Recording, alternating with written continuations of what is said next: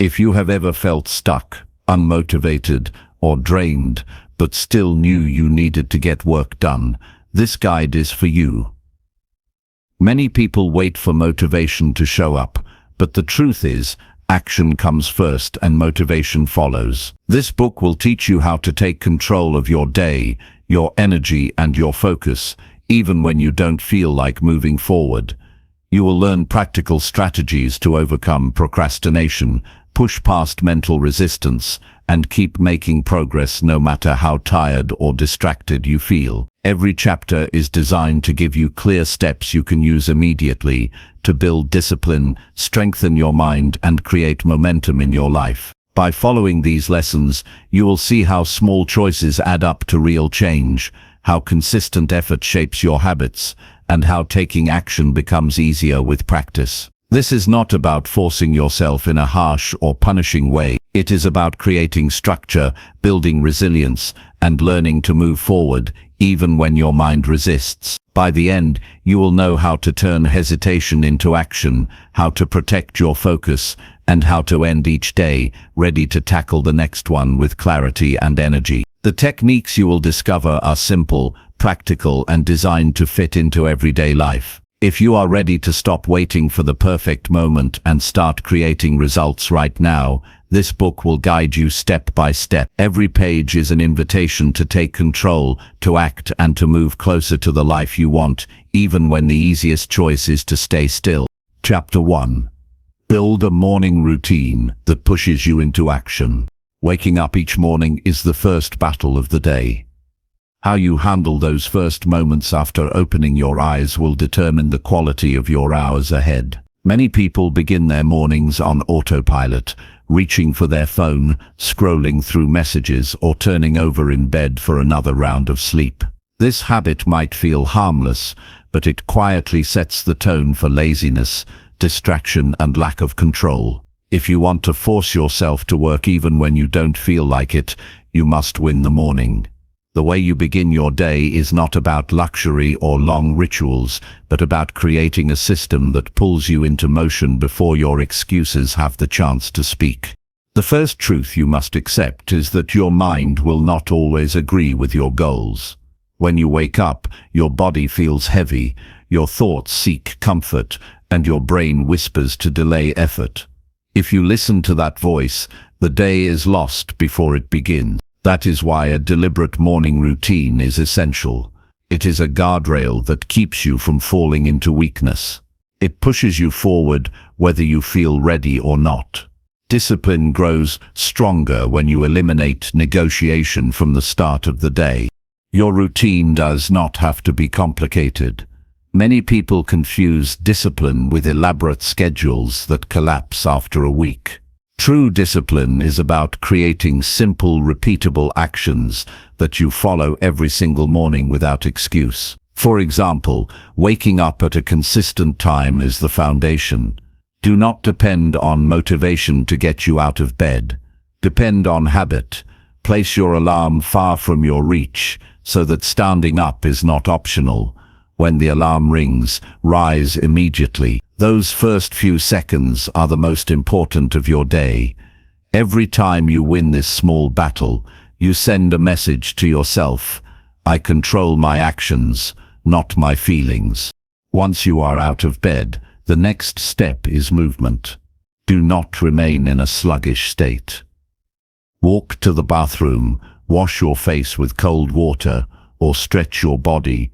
This simple act awakens the mind and reminds you that energy is created by action, not by waiting for it.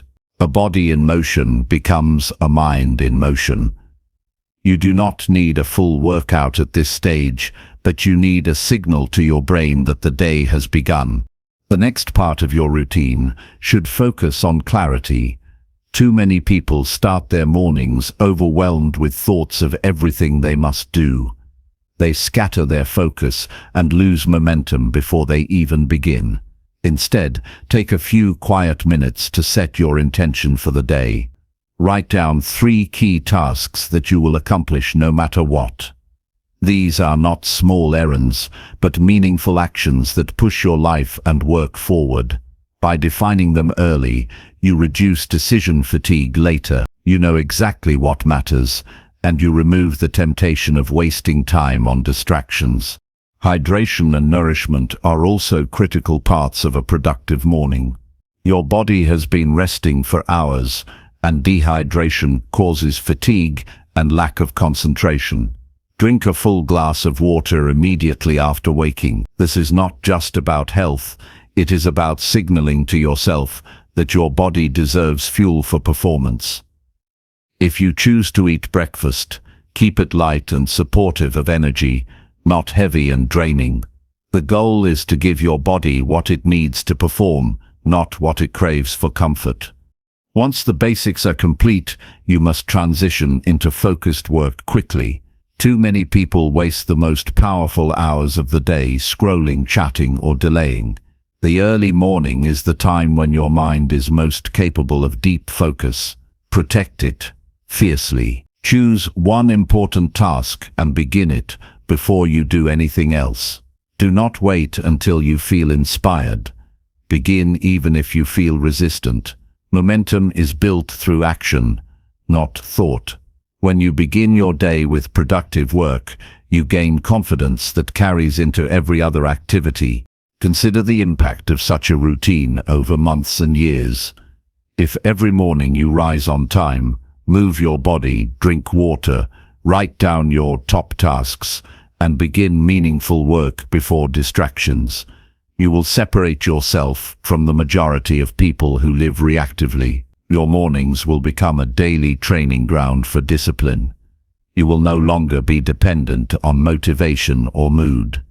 You will rely on structure, and structure will save you from weakness. This is not about perfection. There will be mornings when you feel exhausted, when your mind tries harder than usual to resist, or when life throws interruptions at you. The key is to never abandon the routine entirely. Even if you can only complete a part of it, do it. Consistency builds strength more than intensity. By refusing to break the chain, you maintain the identity of someone who takes control of their mornings. Practical steps make this real. Start by designing a simple list of actions you will follow each morning. Write it down. For example, wake up at 6, drink water, wash face, stretch for 5 minutes, write down 3 tasks, start work on the first one. Keep the list short and clear. Post it where you will see it as soon as you wake. In the beginning, the discipline will feel forced. That is normal. Over time it becomes automatic. The goal is not comfort, but mastery. Another powerful tool is preparation. The night before, lay out your clothes, set your workspace, and keep your water ready. By removing decisions in the morning, you make action easier. Do not trust your half-awake self to make good choices.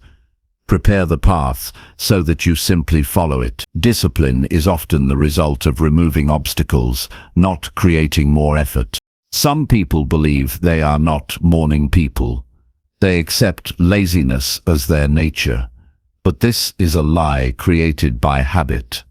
Anyone can train themselves to dominate the morning. It is not about personality, it is about priorities. If you choose comfort, you remain stagnant.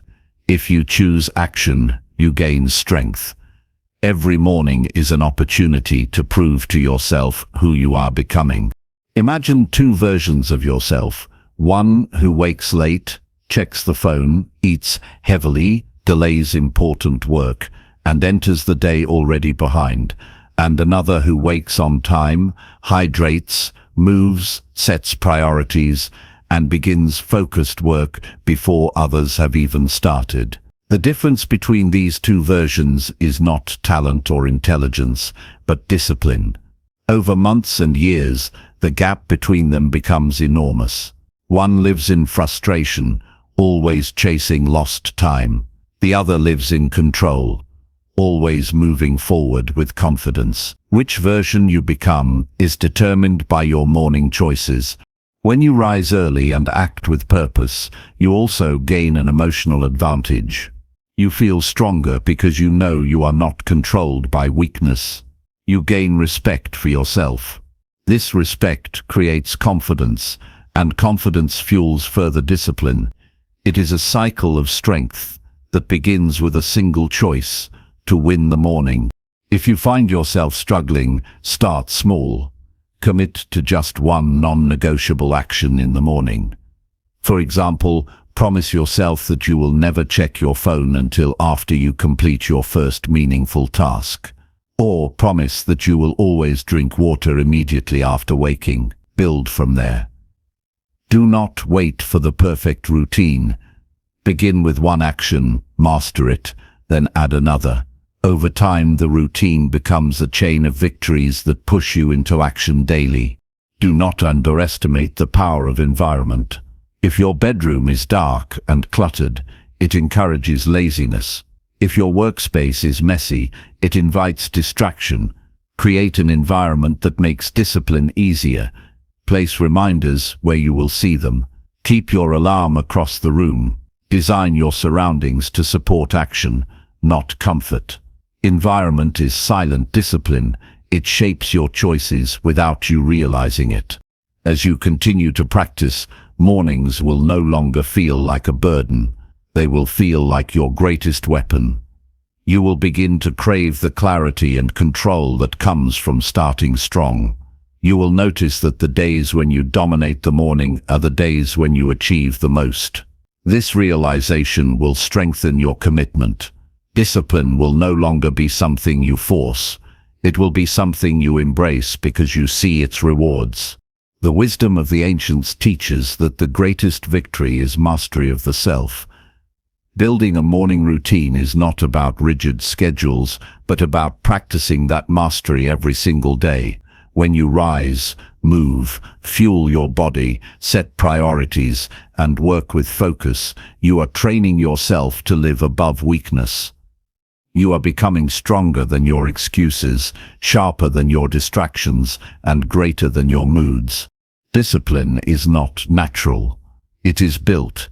Every morning is your training ground. Each victory adds strength. Each consistent action creates identity. You do not need to wait for the perfect time to begin. You only need to wake tomorrow and take control of the first hour.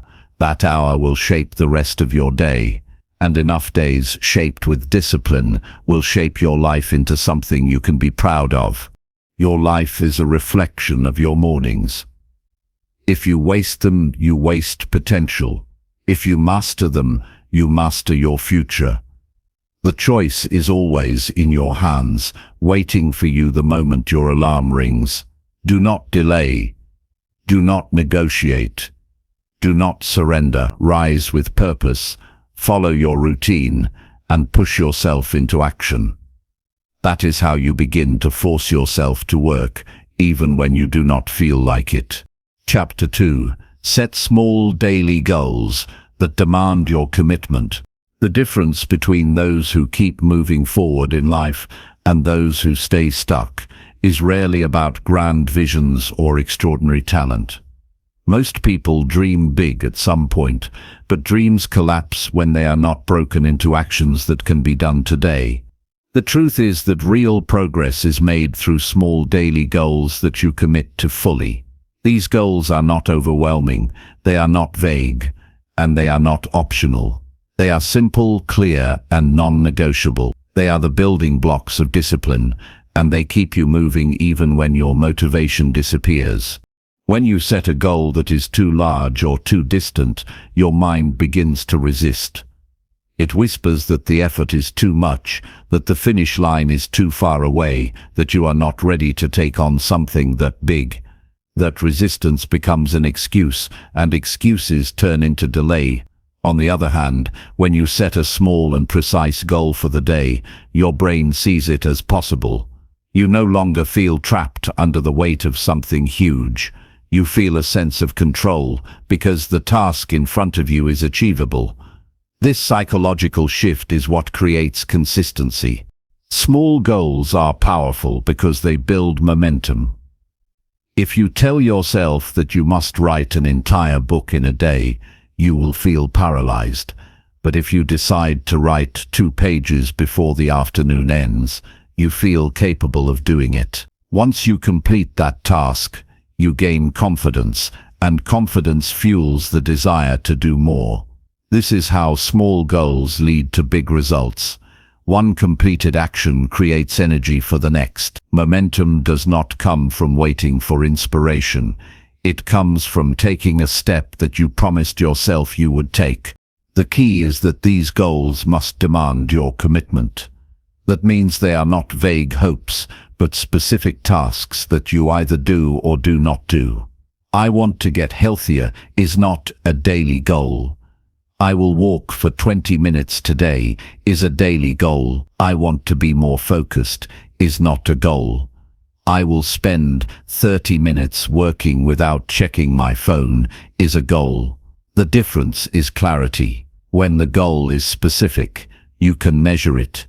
You can look at the end of the day and say, with honesty, whether you kept your word. That sense of accountability builds inner strength. Another reason small goals matter is that they train your brain to finish. Many people live in a cycle of starting and quitting. They begin new projects with excitement but stop halfway because the task feels too big. Over time, this erodes confidence and creates a belief that they are unreliable. By setting daily goals that are small enough to complete, you rebuild trust with yourself. Every day you finish what you planned, you prove that you are capable. This repeated proof becomes part of your identity. You stop telling yourself that you are a quitter. You begin to see yourself as someone who follows through. To put this into practice, choose 3 small goals each day that align with your bigger vision. Do not overload yourself with 10 different tasks. Simplicity is more effective than complexity. Your daily goals should stretch you slightly, but still be realistic. For example, if you want to build better fitness, you might set the goal of doing 50 push-ups throughout the day. If you want to improve your finances, you might set the goal of saving a fixed amount that day, even if it is small. If you want to grow in your career, you might set the goal of reading 10 pages of a useful book. These goals are small in size, but large in meaning. They are specific, measurable, and linked to something you care about. One mistake people make is treating goals as optional. They say, if I have time, I will do it. But daily goals only work if they are treated as commands, not suggestions. If you set the goal, you must keep it. No negotiation, no excuses. This is why you should only set a few goals each day. Too many commitments create failure, but a small number of clear goals creates certainty. When you commit to them fully, you begin to build a habit of reliability. The emotional power of small goals comes from the sense of accomplishment they give you. Human beings are wired to feel satisfaction when they complete something. This feeling is not shallow. It is fuel. When you finish the goals you set for the day, even if they are small, you go to bed with a sense of victory. That victory strengthens your spirit, and the next morning you wake with more belief in yourself. On the other hand, when you constantly leave things unfinished, you go to bed with guilt, and guilt drains energy for the next day. Small goals are a way to end each day with pride, instead of regret. There is also a deeper layer to this practice. By setting and keeping daily goals, you are training yourself in discipline. Every time you resist the temptation to skip a goal, you strengthen your willpower. You are proving that your word to yourself means something. This matters more than people realize. Many individuals keep promises to others, but break promises to themselves. Over time, this creates weakness. But when you hold yourself accountable to your own goals, you build self-respect, and self-respect is the foundation of confidence. Practical methods can make this easier. Write your goals down every morning on paper or in a notebook. The act of writing makes them more real. At the end of the day, check them off if completed. This simple ritual gives you a clear record of progress. It also prevents your mind from twisting the truth. Without writing, it is easy to excuse yourself by saying you almost did it. With writing, there is no room for lies. Either you did it or you did not. That honesty is uncomfortable at first, but necessary for growth. Another method is to tie your goals to your values. If you choose goals that have no connection to what matters to you, you will not stick with them. But if your goals reflect your deeper priorities, they carry emotional weight. For instance, if your value is health because you want to be strong for your family, then your daily exercise goal is not just about you, it is about the people you love. That meaning gives you strength when you feel tired. One more strategy is to adjust goals when needed, but never abandon them. Some days life will interrupt your plans. In those moments, you must adapt rather than quit. If you plan to read 20 pages but only had time for 5, do the 5. If you plan to run for 30 minutes but only managed 10, do the 10. The point is not perfection, but consistency. Doing something, even if smaller than planned, keeps your chain of discipline unbroken. Over time, this resilience creates lasting growth. The real test is to keep your daily goals even on the days when you feel no desire. Those are the days that matter most. Anyone can act when energy is high. True discipline is built when you act despite resistance. That is why small daily goals are so powerful. They are achievable even in low motivation states. By completing them anyway, you remind yourself that feelings do not control your life. You do. Think of your life as a series of days, each one carrying a few meaningful actions. If you commit to those actions every day, you will not need to chase motivation. You will not live in cycles of starting and quitting. You will live with steady progress, built brick by brick, choice by choice, day by day. The small daily goals are the bricks of that structure. Without them, your future remains only a dream. With them, your future becomes something you are building in real time. At the end of the day, the principle is simple. Set goals that are small enough to finish and strong enough to matter. Write them down, commit to them, complete them, and repeat. This practice may seem ordinary, but it is the difference between drifting and progressing. It transforms your life from vague intentions into deliberate action. Small daily goals are not just tasks on a list. They are proof that you can depend on yourself. And once you can depend on yourself, there is nothing in life you cannot achieve. Chapter 3. Train your mind to act before excuses take control. Excuses are the silent killers of progress. They arrive quickly, quietly, and convincingly, often before you realize they have taken control. The moment you think about starting something, a voice in your head offers a reason to delay.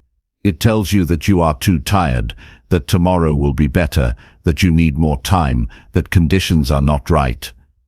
If you listen to that voice, action is postponed, and what should have been a step forward turns into another wasted hour. The only way to defeat this cycle is to train your mind to move before excuses even appear. Action must come faster than hesitation. The human mind is skilled at rationalizing comfort. It is always searching for the path of least resistance, and if you do not train it, you will spend your life avoiding what challenges you. The key to change is speed. When a task comes into your awareness, you must act immediately before your mind builds a wall of reasons to stop. Waiting even a few minutes allows excuses to grow stronger. If you move instantly, you silence them before they gain power. This is not about being reckless. It is about refusing to negotiate with weakness. One of the most effective ways to practice this is to reduce the time between thought and action. For example, if you think of sending an important email, do it at once. If you know you need to get up from your chair and stretch, stand without delay. If your workout is scheduled, begin as soon as the time arrives. Do not allow yourself the extra moment to argue internally. Every second you spend debating is a chance for resistance to grow. By acting quickly, you build a habit of obedience to your goals rather than your excuses. Training your mind in this way requires awareness. Excuses often disguise themselves as logic. They may sound reasonable, even protective, but in truth, they are barriers. You must learn to recognize when a thought is an excuse rather than a genuine obstacle. A true obstacle is something external that prevents action. An excuse is internal. It is your mind searching for comfort. When you learn to identify the difference, you can shut down excuses before they take root. Another way to strengthen this practice is to make action automatic. If you attach certain behaviors to triggers, your brain has less room to hesitate. For example, when you wake up, immediately put on your workout clothes. When you sit at your desk, immediately open the document you need to work on. When the alarm rings for study time, immediately close unrelated apps or distractions.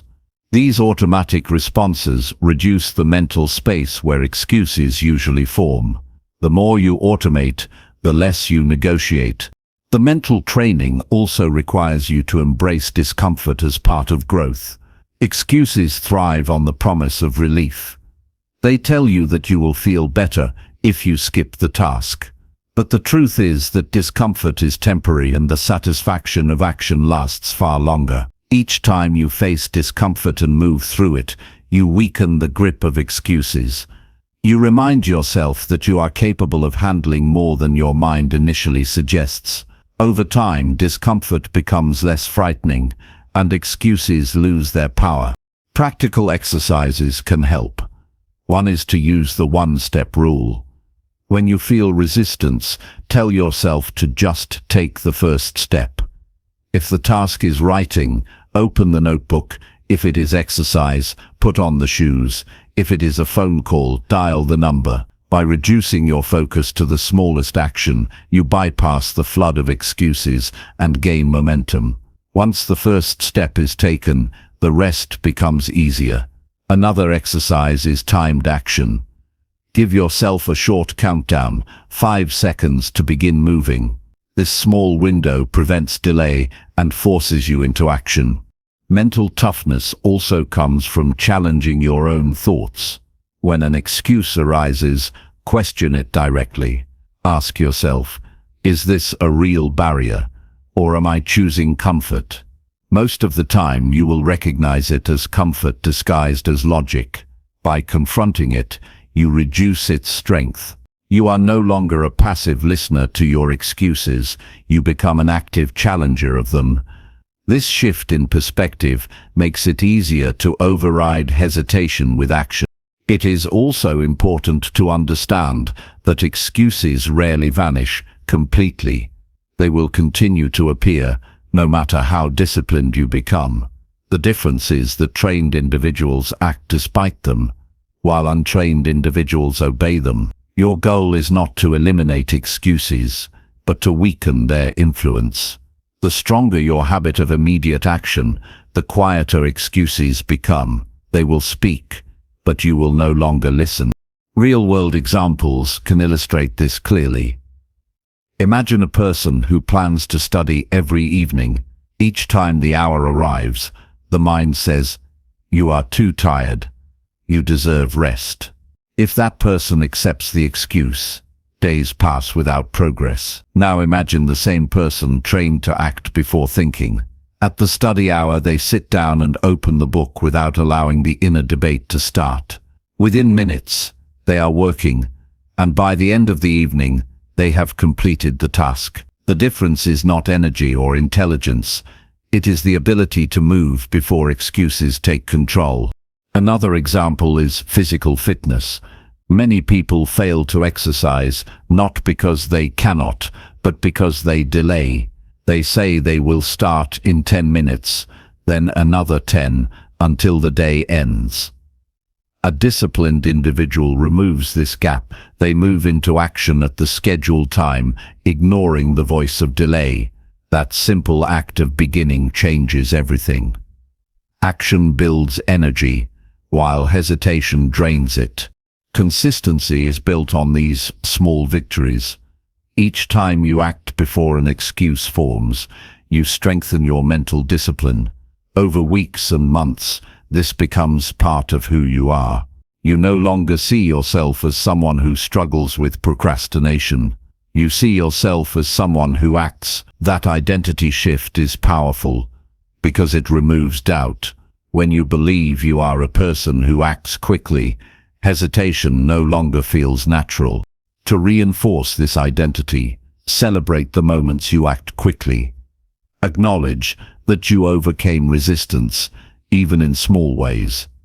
These acknowledgements build pride, and pride strengthens the commitment to continue. Over time, the act of moving before excuses will feel rewarding in itself. You will not only see the results of your actions, but also enjoy the strength you feel in defeating hesitation. Another element that helps is preparation. Many excuses grow because the path to action is unclear.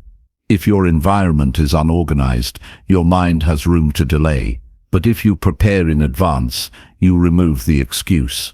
Lay out what you need before you begin. Make the tools of action visible and accessible. When the time arrives, you simply begin.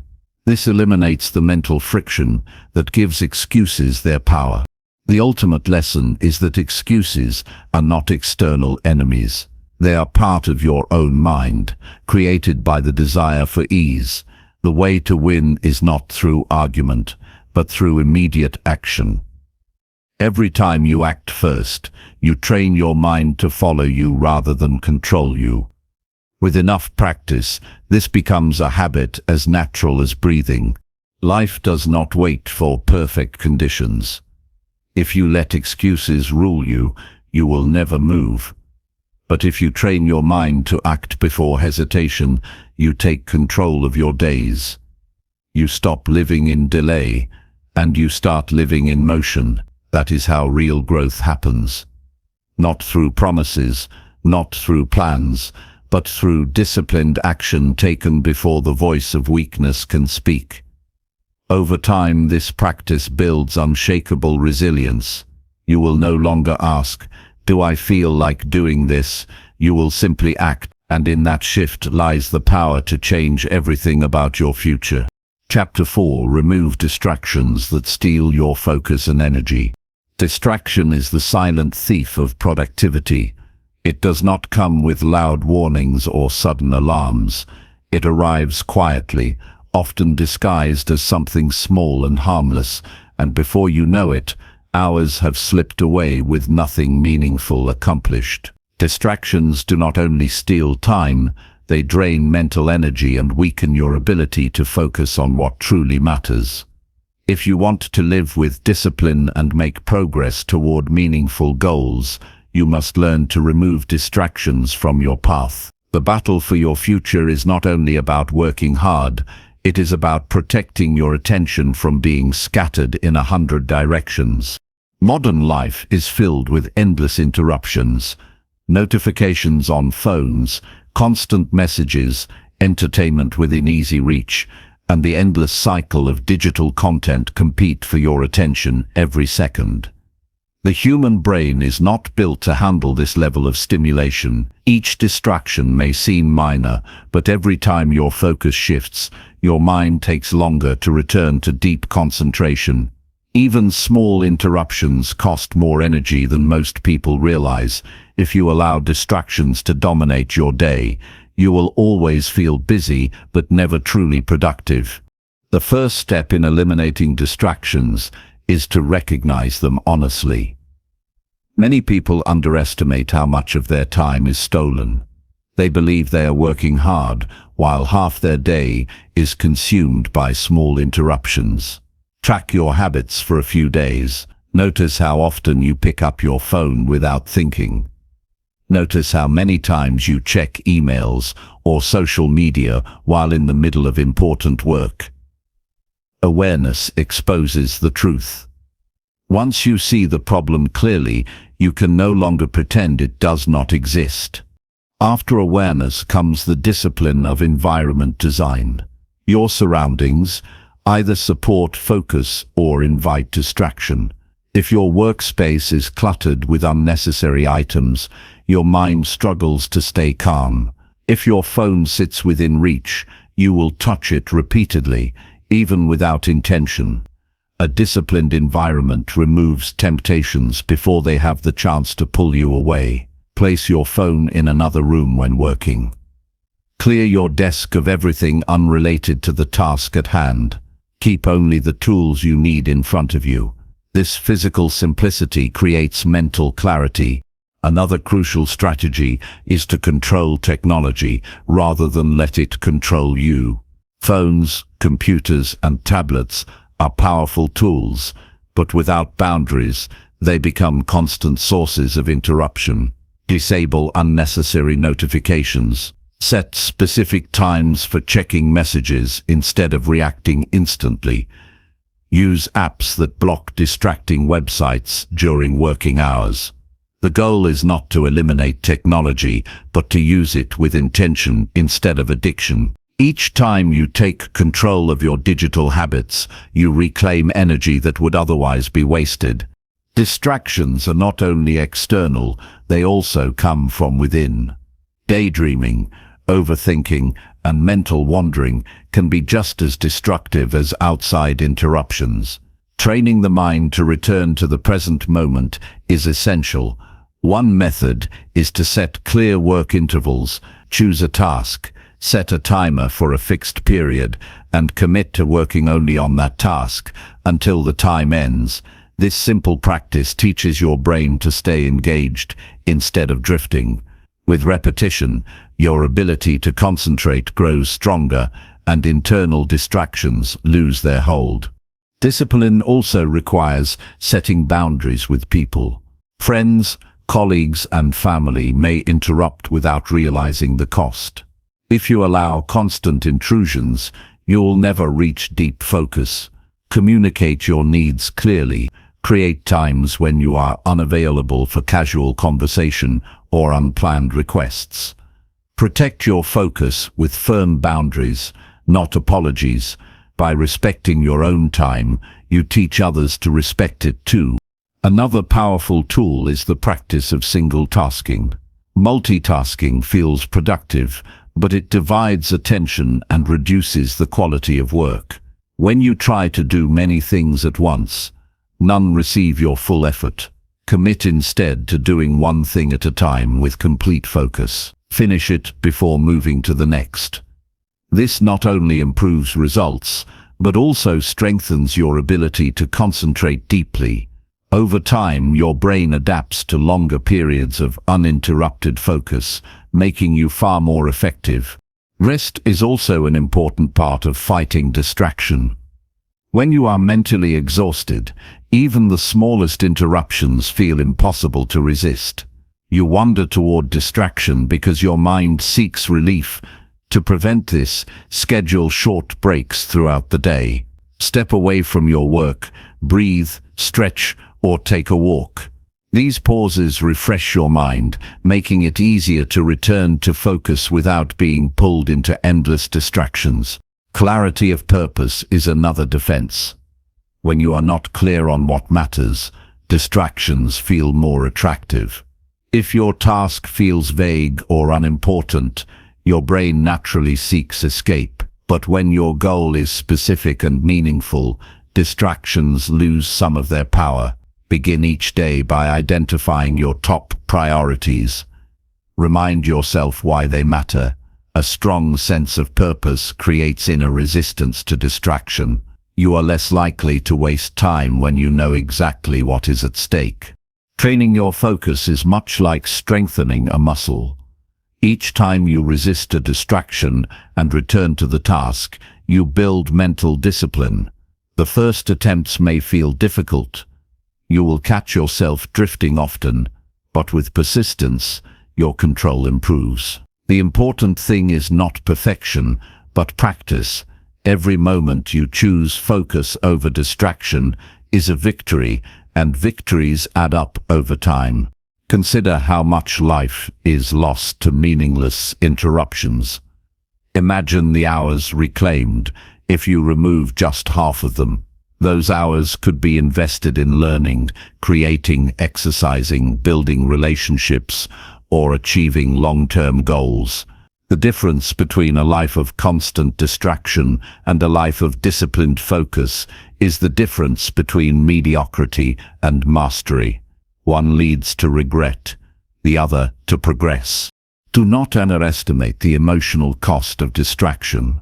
When you end a day filled with interruptions, you feel drained, yet unaccomplished. You worked hard but achieved little. This creates frustration and guilt. On the other hand, a day of focused effort leaves you feeling energized and proud. You may not have done more hours, but you did more with them. Quality of focus matters more than quantity of time. Practical application requires commitment. Begin by choosing a single hour each day as your focus hour. During that time, remove every possible distraction. Turn off notifications, put your phone away, close unrelated tabs, and work on one meaningful task.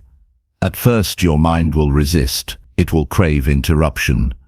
But hold firm. With repetition, this hour will become your most productive time. Expand it gradually as your ability to concentrate improves. Another useful method is to create a distraction list. When a thought arises that tempts you away from your task, write it down instead of acting on it. Promise yourself that you will return to the list later after your work session ends. This technique prevents your brain from panicking about forgetting something while keeping your focus intact. Often when you revisit the list, you will see that most distractions were unimportant anyway. Ultimately, the fight against distraction is a fight for your future. Every minute of focus brings you closer to your goals, while every stolen moment delays your progress. Distractions will never disappear completely, but you can control how much power they have over you. By creating a disciplined environment, setting clear boundaries, strengthening your mental focus, and protecting your priorities, you reclaim the energy that distractions once stole. A focused mind is a powerful mind. When you eliminate what does not matter, you free yourself to give everything to what does. Progress accelerates, discipline grows, and confidence deepens. Removing distractions is not just about productivity, it is about living with purpose. Every time you choose focus over interruption, you prove to yourself that your attention belongs to you, not to every demand that tries to claim it. With enough practice, your ability to concentrate becomes unshakable, and the work that once felt impossible becomes achievable. This is how you build a life of discipline and strength, not by adding more hours, but by protecting the ones you already have from the endless pull of distraction. Chapter 5. Strengthen your body daily to increase your mental drive. When you think about why so many people struggle to stay consistent in their work or their goals, the answer often has less to do with their mindset and more to do with the strength of their body. The connection between physical energy and mental drive is much stronger than most realize. If your body feels heavy, sluggish, and tired, your mind will follow the same rhythm, making even the simplest tasks seem overwhelming. But when your body is strengthened, even in small ways every day, your mind begins to operate with more clarity, determination, and persistence. This is why making your physical strength a daily priority is not a luxury, but a necessity if you want to force yourself to work, even when you don't feel like it. One of the most powerful things you can do is to make daily movement non-negotiable. It doesn't have to mean hours at the gym or intense routines that drain you before you begin your day. It can be as simple as committing to a brisk walk, stretching, or short bodyweight exercises that wake your muscles and send oxygen flowing through your brain. The discipline of moving your body daily conditions your mind to act instead of delay. Every time you strengthen your body, you are training your brain to show up even when motivation is low. Physical strength also reduces the excuses your mind creates. When your body is weak, your mind invents reasons to rest, to delay, to avoid. But when your body is strong, you remove that barrier. Suddenly, excuses lose their grip because your body is capable, ready, and responsive. A strong body gives your mind proof that you can handle stress, fatigue, and discomfort, which translates directly into a stronger willpower to stay committed to your work. There is also an important psychological shift that happens when you invest in strengthening your body daily. It signals to yourself that you are not passive, that you are in control of your choices, and that you are capable of building resilience. The more often you prove this through action, the more mental strength you create. A short workout becomes more than just physical. It becomes a declaration that you can push through resistance in every part of your life. When you consistently move your body, you also improve your ability to focus.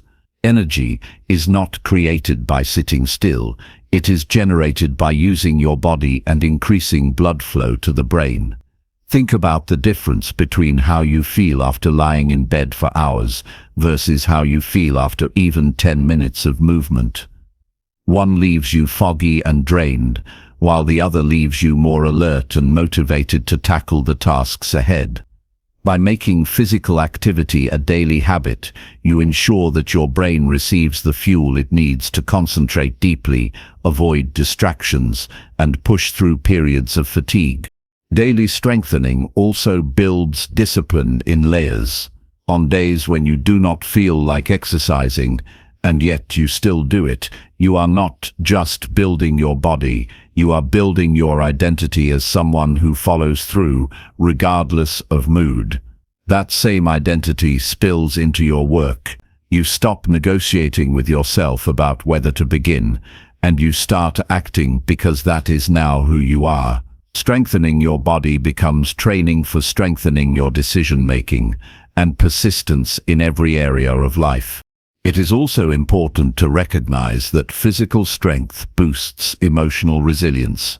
A body that is active and healthy regulates stress hormones more effectively, allowing you to stay calm under pressure. When your stress is managed, you make clearer decisions, you respond better to challenges, and you avoid being paralyzed by fear or self-doubt. Your mental drive thrives in an environment where your emotions are balanced, and your body is a key factor in creating that balance.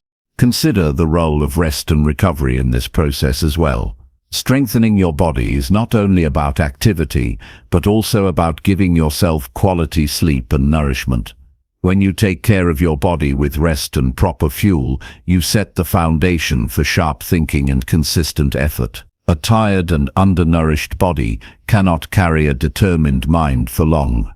By treating sleep, nutrition, and hydration as part of strengthening yourself, you ensure that your energy remains stable and your focus remains sharp. This is not about seeking perfection or waiting for the ideal conditions. It is about small but deliberate choices every single day that, over time, create a reservoir of strength you can rely on. 10 push-ups done daily over a year become thousands. A daily walk adds up to miles that strengthen your heart and lungs.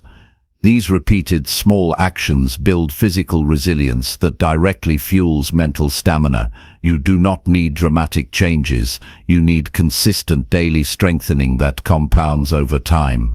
Every act of strengthening your body also teaches you to embrace discomfort.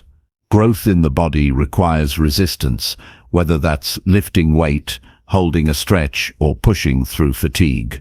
The willingness to embrace that discomfort without quitting is the same mindset you need to keep working when your mind whispers excuses.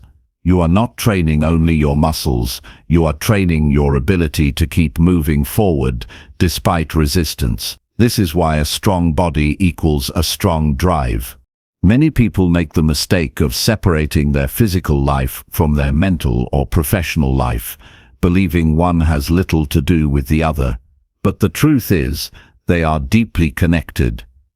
A weak body makes discipline harder. A strong body makes discipline easier. If you want to become the kind of person who forces themselves to work even when they do not feel like it, you must remove unnecessary battles by keeping your body ready and strong. When your energy is high and your health is stable, you do not waste time fighting fatigue or illness. You direct that energy into your goals. Imagine facing a demanding task after a week of neglecting your health. Your body feels heavy, your mind foggy, and your energy drained. Now imagine facing that same task after a week of moving daily, sleeping well, and eating with intention. The task remains the same, but your capacity is entirely different. That difference determines whether you give up halfway or push through to completion. Strengthening your body daily ensures you show up to your work at your highest capacity, even on days when you do not feel like it. The truth is, your body is your first tool. If it is neglected, your work suffers. If it is strengthened, your work thrives. By making the decision to build your body daily, you are also choosing to build the drive, clarity, and determination you need to succeed. You are not waiting for motivation to appear. You are generating it through action, one workout, one walk, one active discipline at a time. So every day, ask yourself, have I given my body the strength it needs to carry my goals?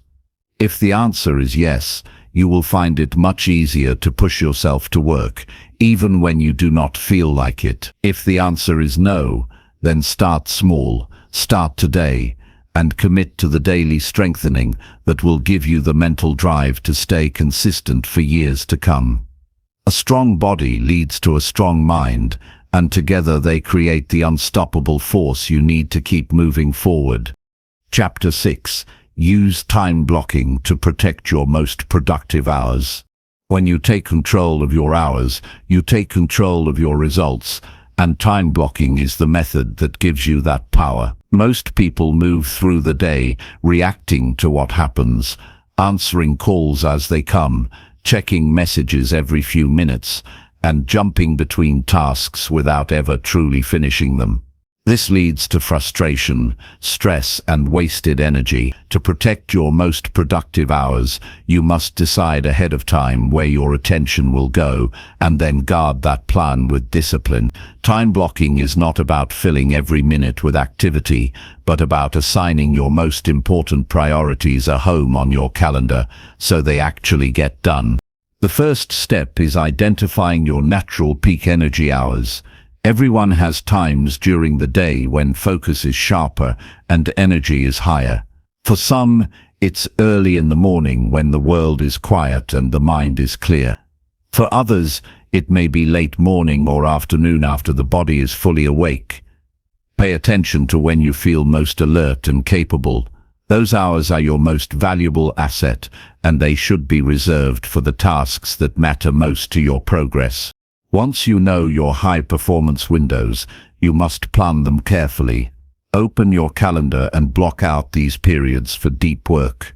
Deep work means the kind of focused, uninterrupted effort that moves your life forward. Writing, building, studying, planning, creating, problem-solving. Do not waste these hours on emails, meetings, or chores that could be done when your energy is lower.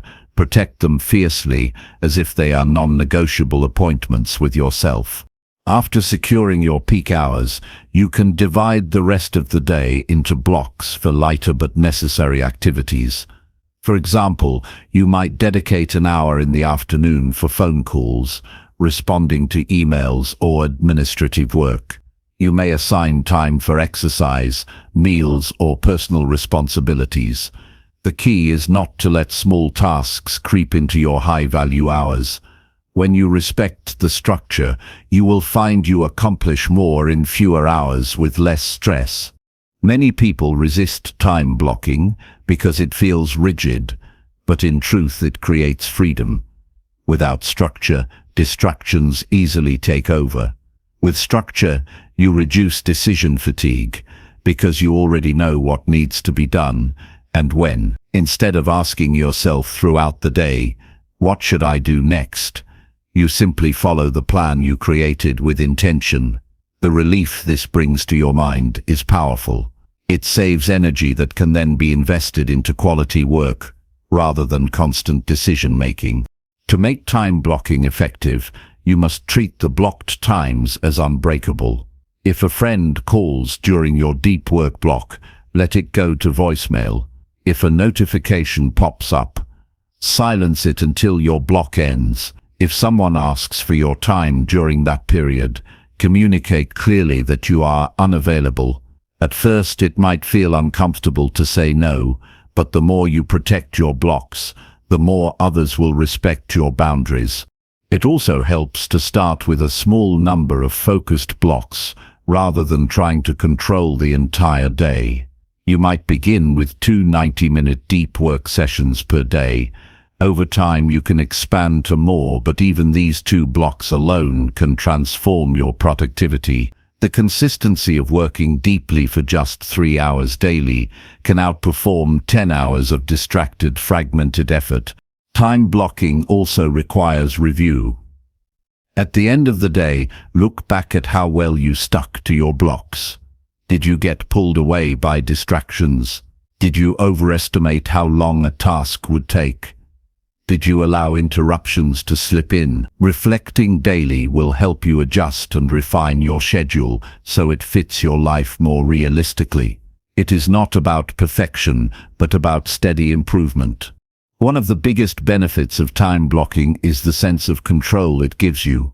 When you know you have planned time for the most important tasks, anxiety decreases. You are no longer carrying the weight of unstructured responsibilities in your head. Instead, you trust that everything has its place, and you can give full attention to the present block. This reduces overwhelm and allows you to work with clarity and calm. Time blocking also improves discipline. When you commit to showing up at a certain time to do a specific task, you build the muscle of self-control. Over time, this practice strengthens your ability to act even when you do not feel like it. It removes the need to wait for motivation, because you are operating by schedule, not by mood. This shift alone can change your entire relationship with work and productivity. Another crucial part of time blocking is including rest and renewal. Productivity is not about squeezing every minute with effort, but about balancing effort with recovery. If you block time for deep work, also block time for breaks, meals, exercise, and sleep. Rest is not a distraction, but a part of the process that allows you to return to work with energy and clarity. When you plan recovery intentionally, you prevent burnout and maintain long-term consistency. Technology can either support or sabotage time blocking. Use digital calendars or apps to schedule your blocks and set reminders, but also eliminate unnecessary notifications during deep work sessions. Tools are helpful only if you use them with discipline. Do not let technology dictate your schedule. You must dictate how technology serves you. At times, unexpected events will happen and disrupt your blocks. This is normal and should not discourage you. The key is to return to the plan as quickly as possible. If one block is lost, protect the next one. Over time, you will become more skilled at handling interruptions without letting them derail the entire day. Flexibility is part of discipline when practiced wisely. Time blocking is not only for work, but for life. You can block time for relationships, self-improvement, hobbies, and learning. By assigning time to the things that matter most, you ensure that your life reflects your values, not just random events. It is a way of living intentionally rather than drifting aimlessly. Imagine the compound effect of practicing time blocking daily for a year. Your most productive hours, consistently invested in your top priorities, will result in massive progress. Distractions will no longer control your days, and instead you will move steadily toward your goals. You will not only achieve more, but also feel more satisfied with how you use your time. If you want to take control of your life, start by taking control of your hours. Use time blocking to protect your energy. Guide your focus and give your work the attention it deserves. When you master this discipline, you gain the power to accomplish what once felt impossible. This practice can turn wasted days into meaningful progress and scattered focus into unstoppable momentum. It begins with one decision: to stop letting the day control you and to start controlling the day yourself. Chapter 7. Create accountability by sharing goals with trusted people. When you decide to chase a goal, it's easy to convince yourself that you'll stay consistent on your own. You believe your determination will always be strong enough, that your willpower will carry you through every challenge. But the truth is, even the most disciplined person eventually encounters moments when motivation fades, when excuses sound reasonable, and when progress slows down because no one else is watching. This is where accountability becomes a powerful tool. By sharing your goals with people you trust, you create an external layer of responsibility that keeps you moving forward, even when your inner drive begins to weaken. It's no longer just about disappointing yourself if you quit.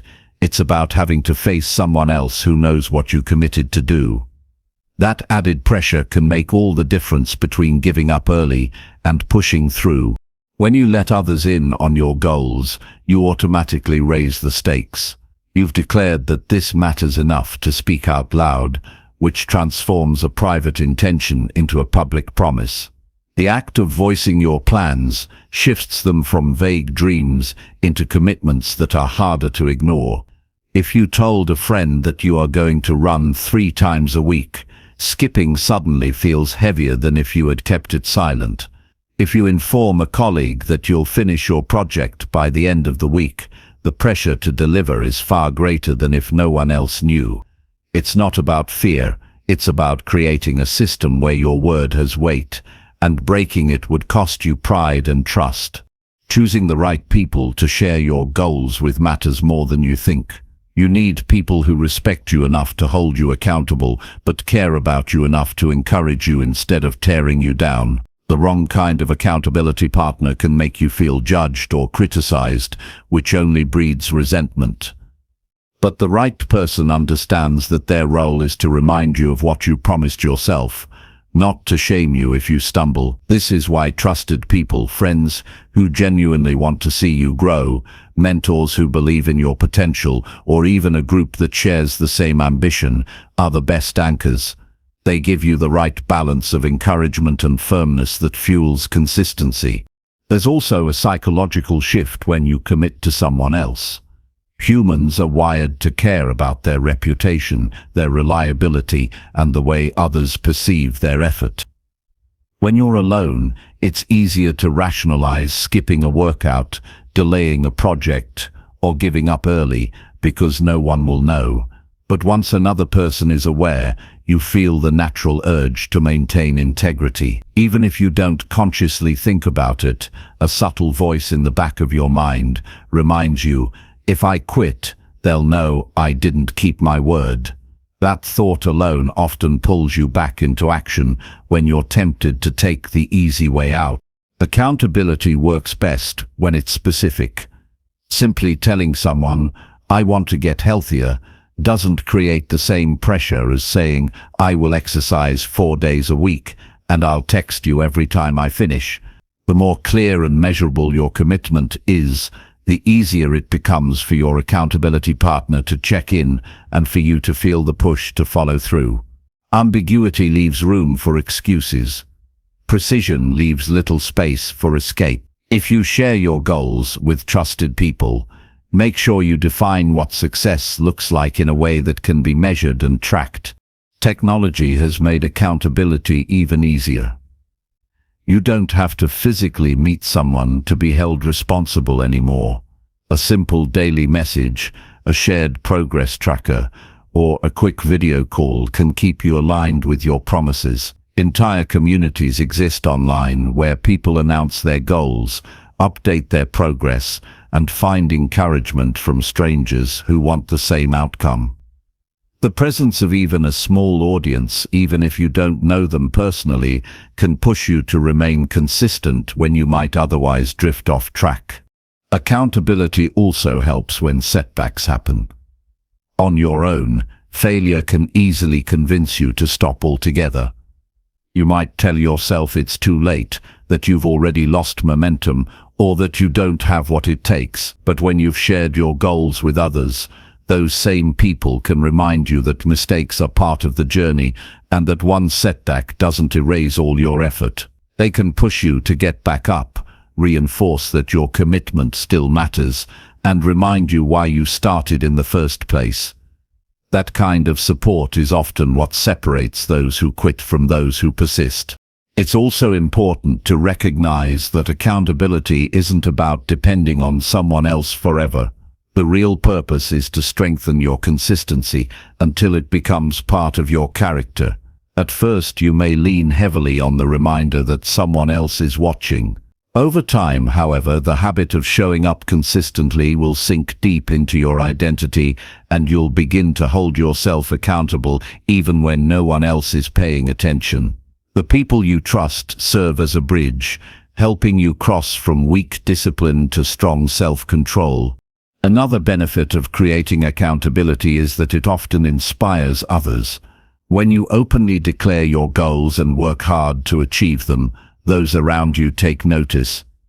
Your friends, colleagues, or family members may begin setting their own goals and asking for the same accountability in return. This creates a cycle of mutual growth, where everyone pushes each other to do better. You started by sharing your goals for personal discipline, but along the way you become a source of discipline for others as well. Not all accountability needs to be personal.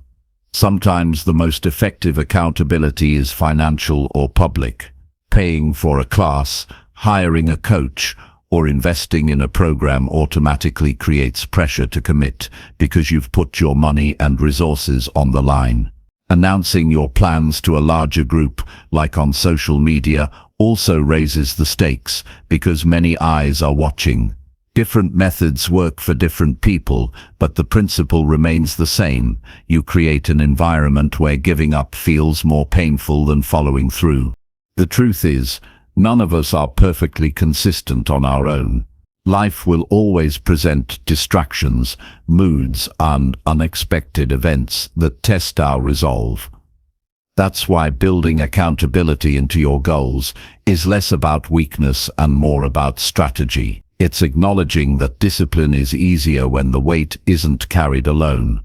You're stacking the odds in your favor by creating layers of responsibility that keep you aligned when your own willpower wavers.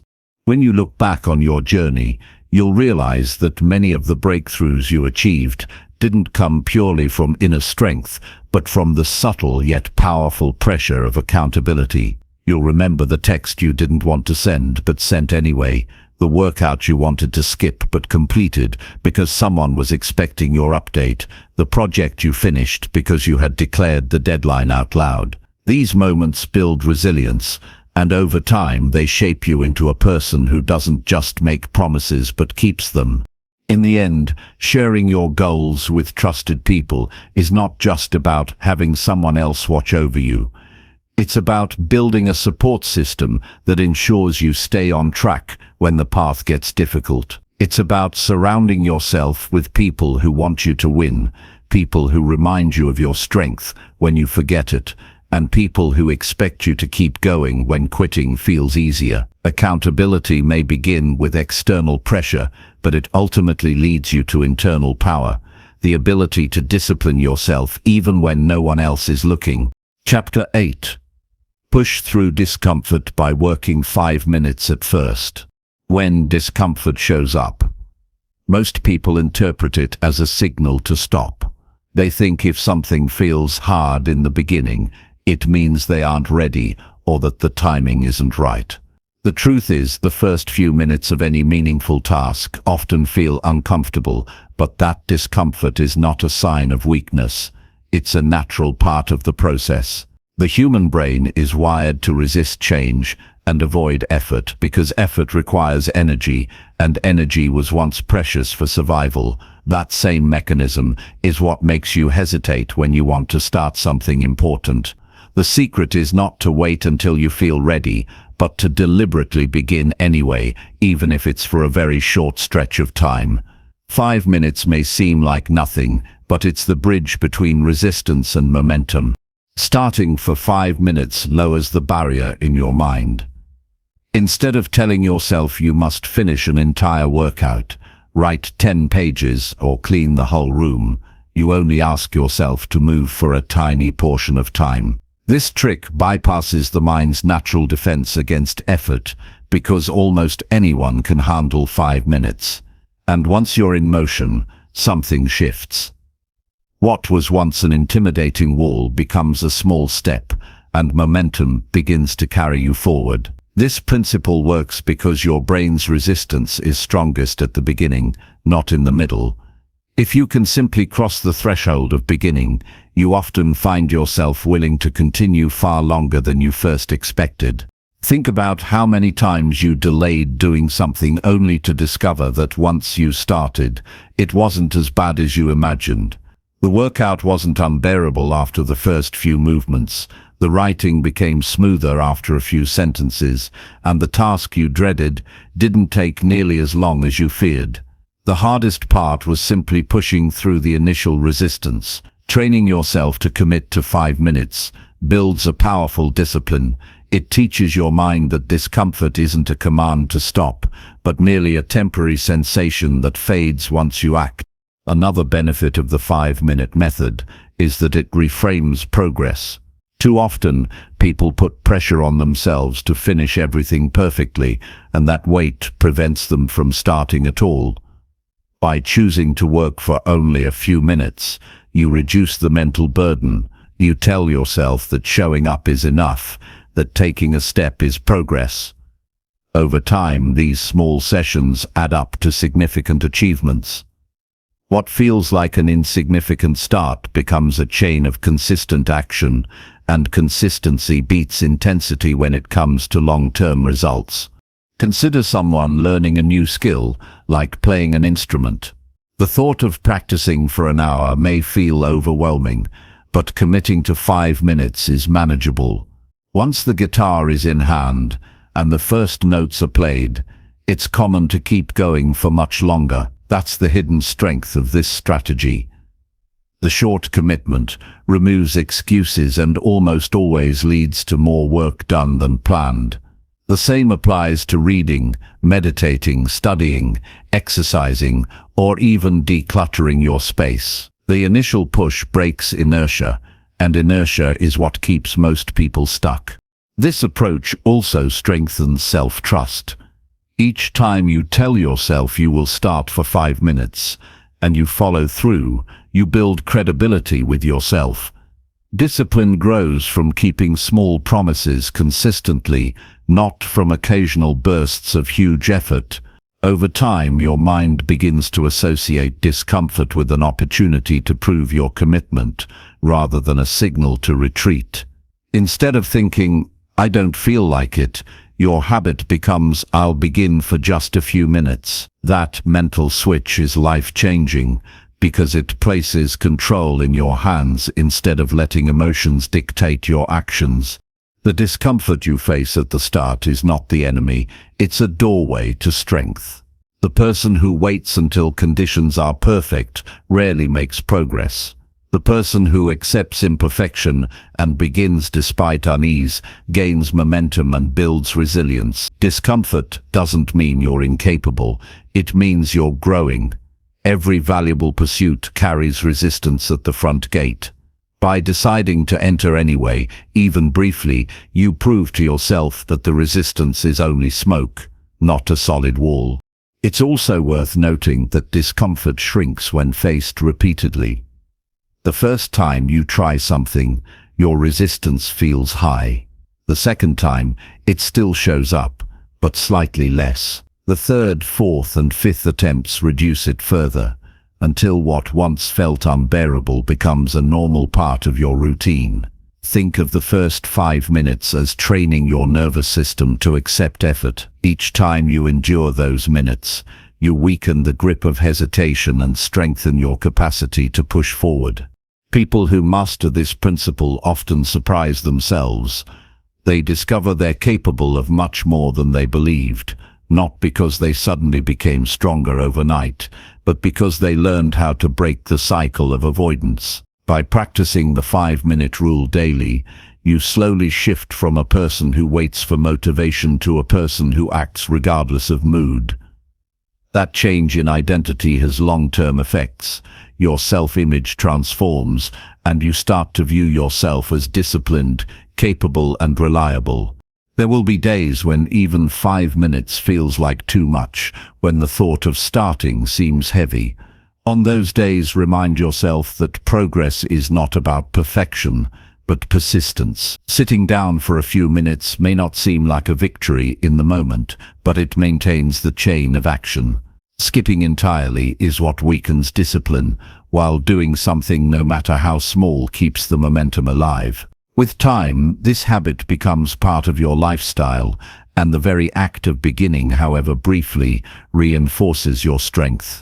Discomfort loses its power when you stop treating it as a stop sign. Instead, you use it as a cue to move.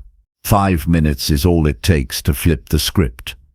What feels difficult at first soon becomes a source of pride, because you learn to start even when you don't feel like it. Every great achievement is built from countless small starts, and the willingness to begin for just a short time ensures that those starts keep happening.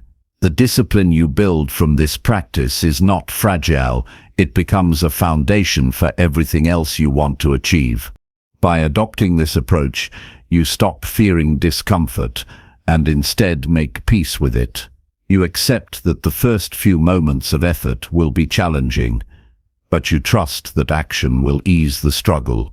That trust grows stronger each time you practice it. In the end, what matters is not how grand your effort looks, but how consistent your starts are. 5 minutes may seem small, but over days, weeks, and months, it becomes the force that carries you far beyond what you thought possible. Chapter 9. Reward yourself only after completing important daily tasks. When you build a habit of giving yourself rewards only after your most important tasks are finished, you reshape the way your mind connects effort with satisfaction. Too often, people fall into the trap of rewarding themselves before they have earned it. They might scroll through social media, watch television, or snack on something enjoyable, telling themselves they'll get to the work afterward. But what happens in reality is that the brain starts associating pleasure with avoidance, and the work becomes the enemy instead of the path to progress. Discipline is not about denying yourself joy, but about placing joy in its rightful place after meaningful action has been taken. This shift changes everything, because suddenly you begin to link success with delayed gratification, which is the hallmark of strong character and consistent achievement. The psychology behind this is simple but powerful. The brain loves instant rewards, and that's why distractions are so hard to resist. But when you consciously train yourself to hold back until you have taken care of what matters most, you rewire your mental patterns. You begin to understand that satisfaction feels deeper and lasts longer when it comes after effort, not before it. For example, imagine you tell yourself that you can enjoy your favorite show only after writing 2 pages, finishing a workout, or completing your top 3 tasks for the day. At first, it might feel like unnecessary restraint, but soon the sense of pride you feel when pressing play on that show will be so much stronger than if you had given in beforehand. You'll no longer carry the guilt of unfinished business while trying to enjoy the reward. Instead, you'll experience pure satisfaction because you know you earned it. This approach also builds momentum for bigger goals. If you consistently reward yourself only after doing what you said you'd do, your self-trust grows. Self-trust is one of the most underrated forms of power. When you trust yourself to follow through, you stop relying on willpower alone and start leaning on your own reliability. You know deep inside that you will finish what you start because you've proven it repeatedly through your daily structure. The brain learns very quickly from patterns, so each time you delay gratification and push through until the task is done, you make it easier to repeat that process tomorrow. Before long, discipline no longer feels like a battle, it feels like your natural way of moving through life. The key here is to make the rewards meaningful, but not destructive. Some people confuse rewarding themselves with indulgence that actually harms their progress, like overeating, wasting hours in front of screens, or spending money impulsively. That's not the type of reinforcement that helps you grow. Instead, choose rewards that refresh you without pulling you backward. It could be reading a favorite book, enjoying a quiet coffee, spending time with loved ones, or even resting guilt-free because you've handled your priorities. By selecting rewards that enhance your energy, you not only reinforce discipline, but also improve the overall quality of your life. There's also a deeper emotional layer to this practice. When you delay rewards, you're teaching yourself patience. You're telling yourself that life isn't about grabbing comfort at every moment, but about creating a structure where comfort comes as a result of effort. This mindset separates those who drift aimlessly from those who build meaningful lives. People who constantly chase quick rewards often feel restless, dissatisfied, and unfulfilled because the pleasure they get is shallow and fleeting. On the other hand, those who patiently earn their rewards feel a grounded sense of satisfaction.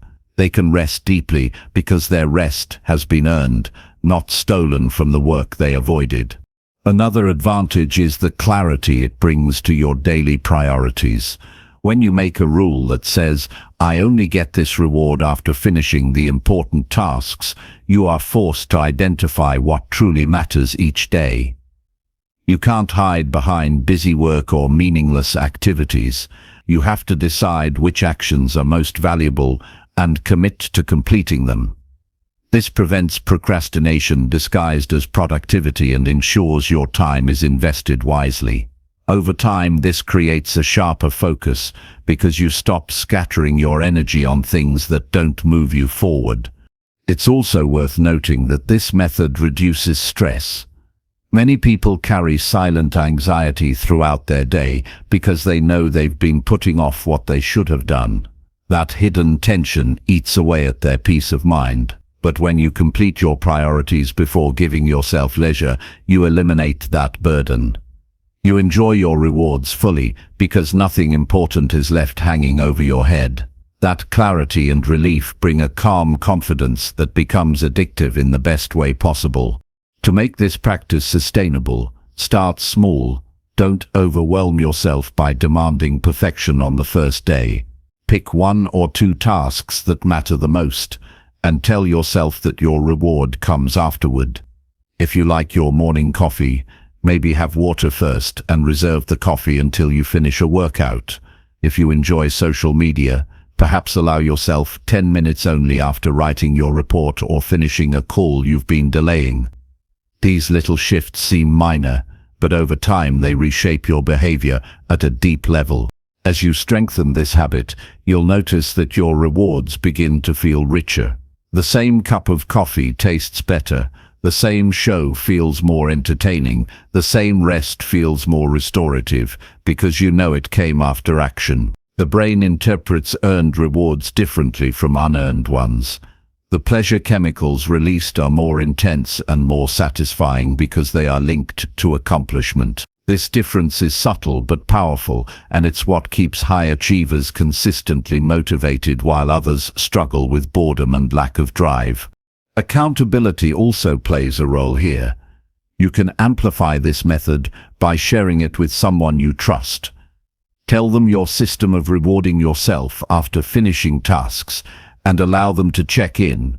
This adds another layer of commitment and makes it harder to slip back into old habits. When someone else is aware of your plan, you feel more responsible for keeping your word, not just to yourself but to them as well. Ultimately, this practice is about mastering self-control. Self-control is not about suppression, but about direction. When you decide to enjoy life's pleasures only after your duties are fulfilled, you put yourself in control rather than being controlled by cravings, moods, or impulses. This control builds a stronger character and creates freedom. Freedom doesn't come from doing whatever you feel like in the moment. It comes from structuring your life in a way that allows you to enjoy what matters without being chained by guilt or unfinished responsibilities. Think of each day as a test of this principle. Each morning you wake up, you face the choice. Will you reach for comfort before effort, or will you earn it by completing what truly matters? Each time you choose the latter, you grow stronger. Each time you put your priorities first, you reinforce the foundation of discipline. And as days turn into months, and months into years, this seemingly small daily decision shapes the person you become. You become someone who doesn't just talk about goals, but someone who achieves them. You become someone who doesn't need external pressure to move forward because you have built the inner strength to do so on your own. That transformation is priceless. Rewards are not the enemy. The timing of rewards is what makes the difference. By holding back until the important tasks are done, you transform rewards from distractions into powerful reinforcements. You reclaim your focus, you strengthen your discipline, and you elevate the quality of your everyday life. This is how discipline stops being a struggle and starts becoming your natural state of being, where satisfaction is not stolen in advance, but earned in full. Chapter 10. Track progress daily to fuel motivation and personal pride.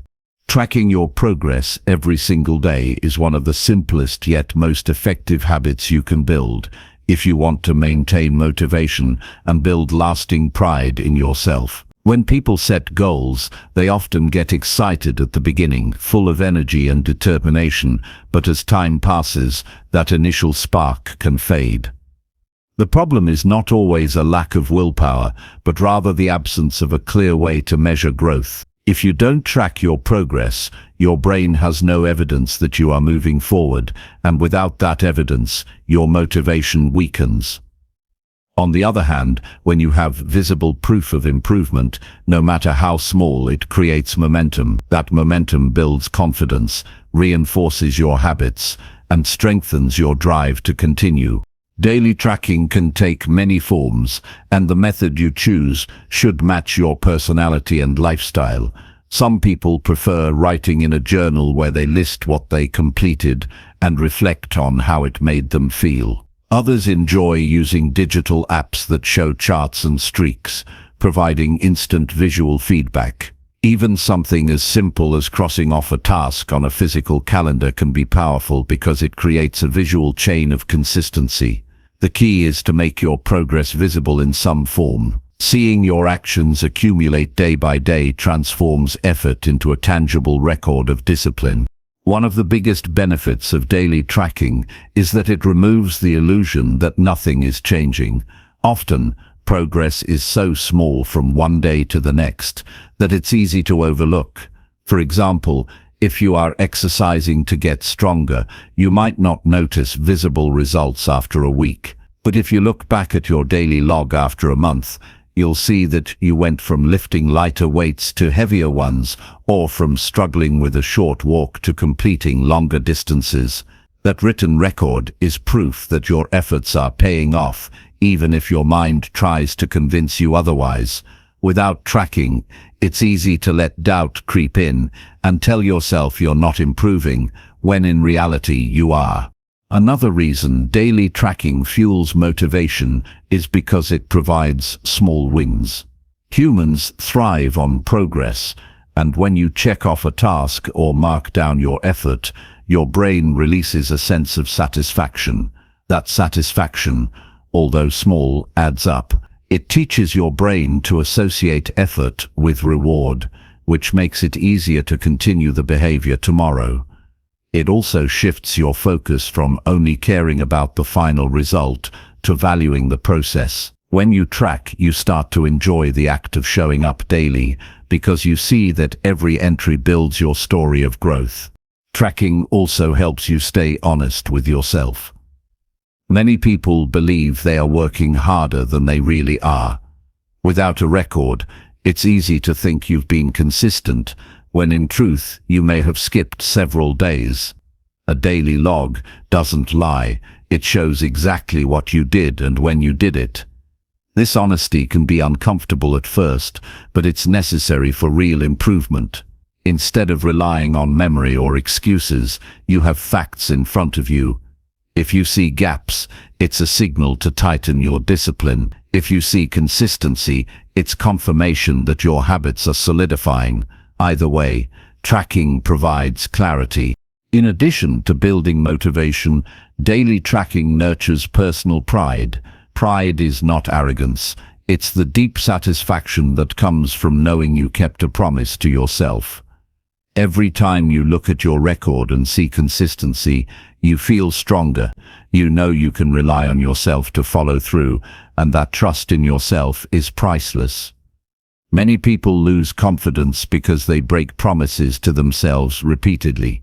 But when you track and keep showing up, you rebuild that inner trust. Over time, this creates a quiet but powerful pride that nobody can take away from you. Another important aspect of daily tracking is that it allows you to make adjustments. When you have a clear record of your actions, you can review what's working and what's not. If you notice that your energy is higher on the days you exercise in the morning, you can shift more workouts to that time. If you see that you perform better when you prepare your tasks the night before, you can adopt that as a consistent practice. Tracking doesn't just show you what you've done. It guides you towards smarter strategies. Instead of guessing what's effective, you have real data from your own life. It's also important to note that daily tracking doesn't mean perfection. Some days will be stronger than others, and some days you might fall short. The goal is not to punish yourself for imperfection, but to keep building the record. Even when you stumble, logging the day maintains awareness, which prevents small setbacks from turning into long breaks. Over time, this consistency matters more than any single perfect day. What counts is that you continue to record your journey, proving that you're still in motion.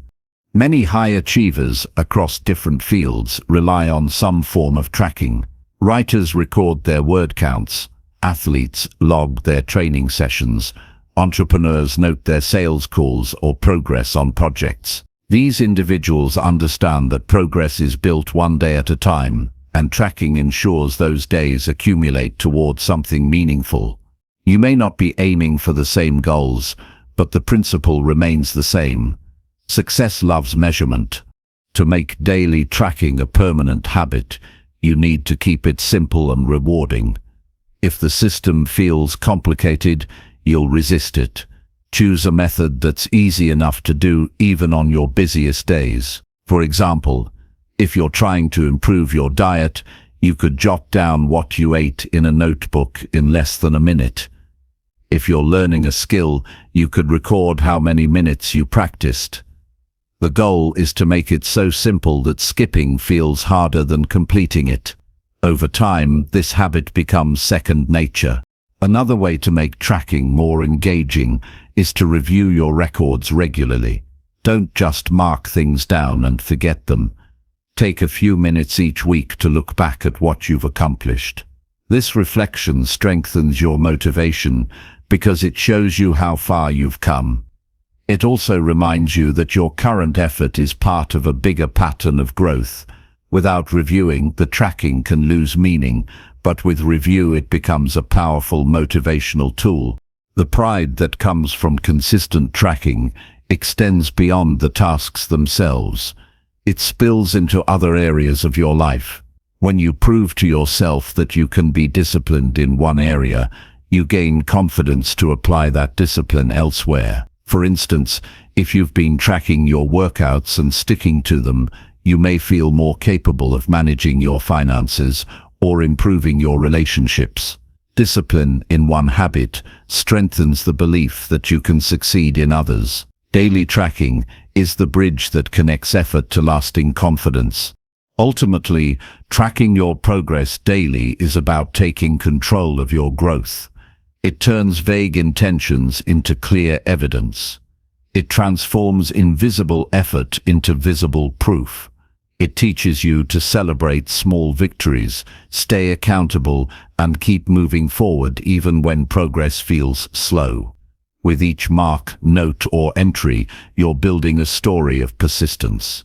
And that story will fuel you when motivation is low and remind you that you are capable of staying on the path.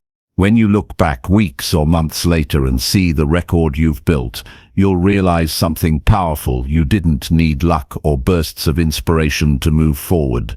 You needed consistency, and your daily tracking system gave you that. This realization creates deep personal pride and a renewed drive to keep going. Every day recorded is not just proof of discipline, but proof of self-respect. And when you respect yourself enough to track and honor your effort, you build a foundation of motivation that cannot easily be shaken. Chapter 11. Replace negative self-talk with firm, powerful instructions.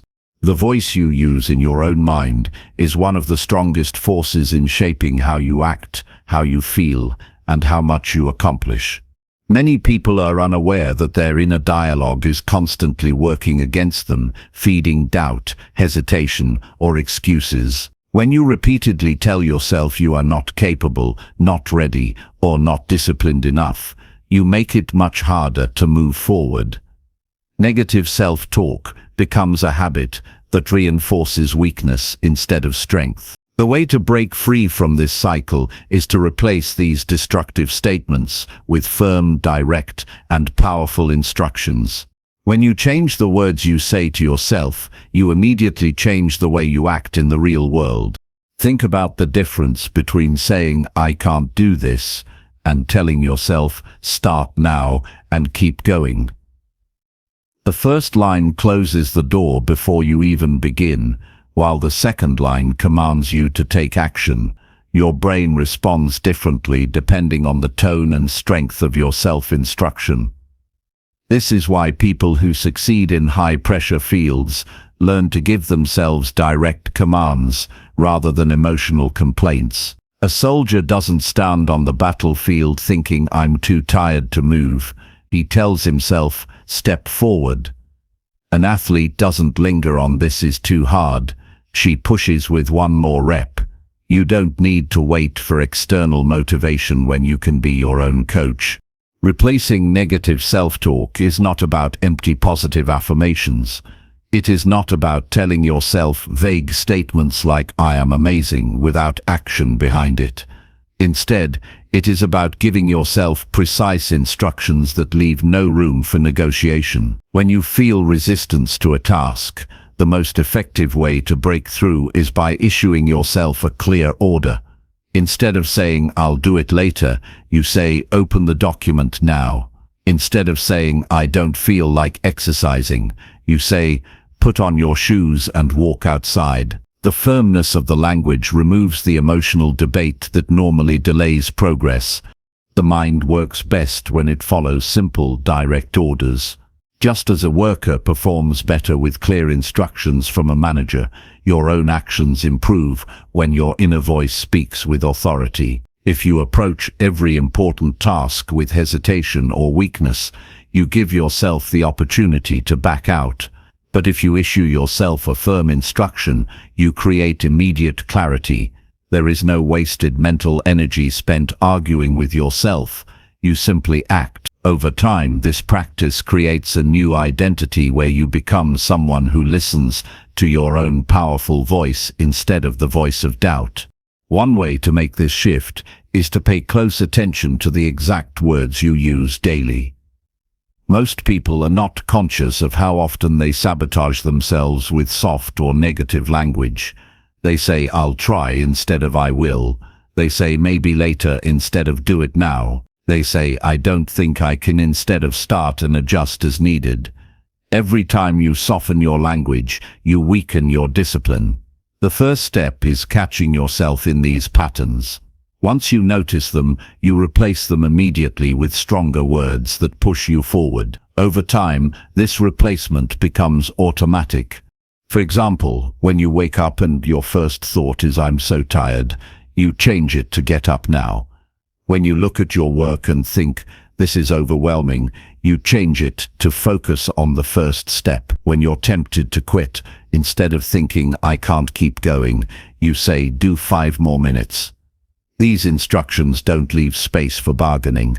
They direct you to take specific action in the moment. That is how you shift from being controlled by weak self-talk to being in control of your inner voice. The firmness of your instructions matters because the mind listens to tone as much as content. If you tell yourself "I should probably get started" in a soft, uncertain way, it has little effect. But if you say with certainty "begin now," your body follows. You do not need to shout, but you need to be decisive. When you instruct yourself with authority, you cut through the excuses. Over time, your brain learns that when you say something to yourself, it gets done. This builds self-trust, which is the foundation of lasting discipline. Another benefit of firm self-talk is that it builds resilience in difficult moments. Life will always present obstacles, but how you respond depends largely on what you tell yourself. If your automatic response to struggle is "I can't handle this," you will fold under pressure. But if your immediate response is "stay calm, find a solution, keep moving," you maintain control. Each instruction gives your brain something practical to follow, rather than a spiral of negativity. This shift transforms setbacks into manageable challenges rather than insurmountable problems. You can strengthen this habit through deliberate practice. Set aside moments in your day to notice your inner dialogue. When you feel resistance to starting something, pause and listen to the sentence forming in your head. If it is weak, dismiss it and replace it with a firm instruction. Say it out loud, if necessary. The physical act of saying it with authority reinforces the command. With repetition, this practice rewires the way your brain approaches challenges. Soon you won't have to consciously replace the negative sentence. It will naturally come out as a directive. There is also power in making your instructions short and sharp. Long explanations give your brain room to argue, but direct commands close the gap between thought and action. Instead of "I don't really want to do this right now, but maybe I should start eventually," cut it down to "begin." Instead of "I guess I could check my email before working," replace it with "focus only on the task." Brevity removes confusion. The clearer your self-instructions, the faster you build momentum. This practice is not about denying emotions. You will still feel tired, unmotivated, or resistant at times, but feelings are not commands. They are simply signals. What matters is the instruction you choose to give yourself in response to those feelings. By choosing firm and powerful language, you prevent emotions from running your life. You become the one in control. That control is what builds consistency, and consistency is what builds results. Over time, you will notice that the way you talk to yourself not only affects your actions, but also your confidence. When you consistently give yourself commands and follow through, you prove to yourself that you can be trusted. This inner trust is far more valuable than external praise. It creates a deep sense of pride that no one can take away. The stronger your internal instructions, the stronger your identity as someone who follows through. The difference between people who struggle with discipline and those who excel often comes down to this single habit. Those who stay stuck let weak self-talk dictate their choices. Those who move forward command themselves with authority and follow through immediately. The good news is that you can shift from one side to the other at any moment. You don't need talent, luck, or outside approval. You only need to decide that your inner voice will work for you rather than against you. Every day presents opportunities to practice this shift. Each time you catch yourself thinking in negative or weak terms, you have the choice to issue yourself a strong instruction instead. Every time you do, you strengthen your ability to act in line with your goals. If you repeat this enough, it becomes second nature. The more you practice replacing negative self-talk with firm commands, the faster you build discipline, confidence, and control over your own life. Chapter 12. Prioritize the hardest task first to build momentum. When you wake up each morning, your mind is freshest, your willpower is strongest, and your energy reserves are untapped. What you choose to do with those early hours often sets the tone for the entire day. Too often, people burn those valuable moments on checking messages, scrolling through distractions, or starting with small, comfortable tasks that don't really matter. By the time they reach the important work, their energy has already been drained by trivial decisions, and their motivation has faded. This is why beginning with the hardest task, the one that requires the most focus, courage, or persistence, can completely change your rhythm and productivity. Starting with what challenges you most gives you a surge of accomplishment, clarity, and momentum that makes everything else easier to handle afterward. It might feel intimidating at first, but once you commit to this approach, you realize how much smoother your days become. Tackling the hardest task first is not about punishing yourself or forcing unnecessary struggle. It's about taking advantage of your natural mental freshness before fatigue, interruptions, and doubts creep in. Think about how your brain works as the day progresses. In the morning, you're less weighed down by decision fatigue, which means your ability to think clearly and problem solve is at its peak. This is the best time to deal with work that requires deep thinking, creative solutions, or strong self-discipline. If you postpone these tasks, you often find yourself procrastinating, pushing them further, or completing them with much lower quality later in the day when your energy is depleted. By handling them first, you turn your peak hours into your most productive hours. Momentum is a powerful psychological tool. When you push through the biggest obstacle at the start of the day, you generate a sense of victory that carries forward. You tell yourself, if I can handle this, everything else will be easier. And it's true, once the toughest challenge is behind you, smaller tasks feel lighter and you move through them more quickly.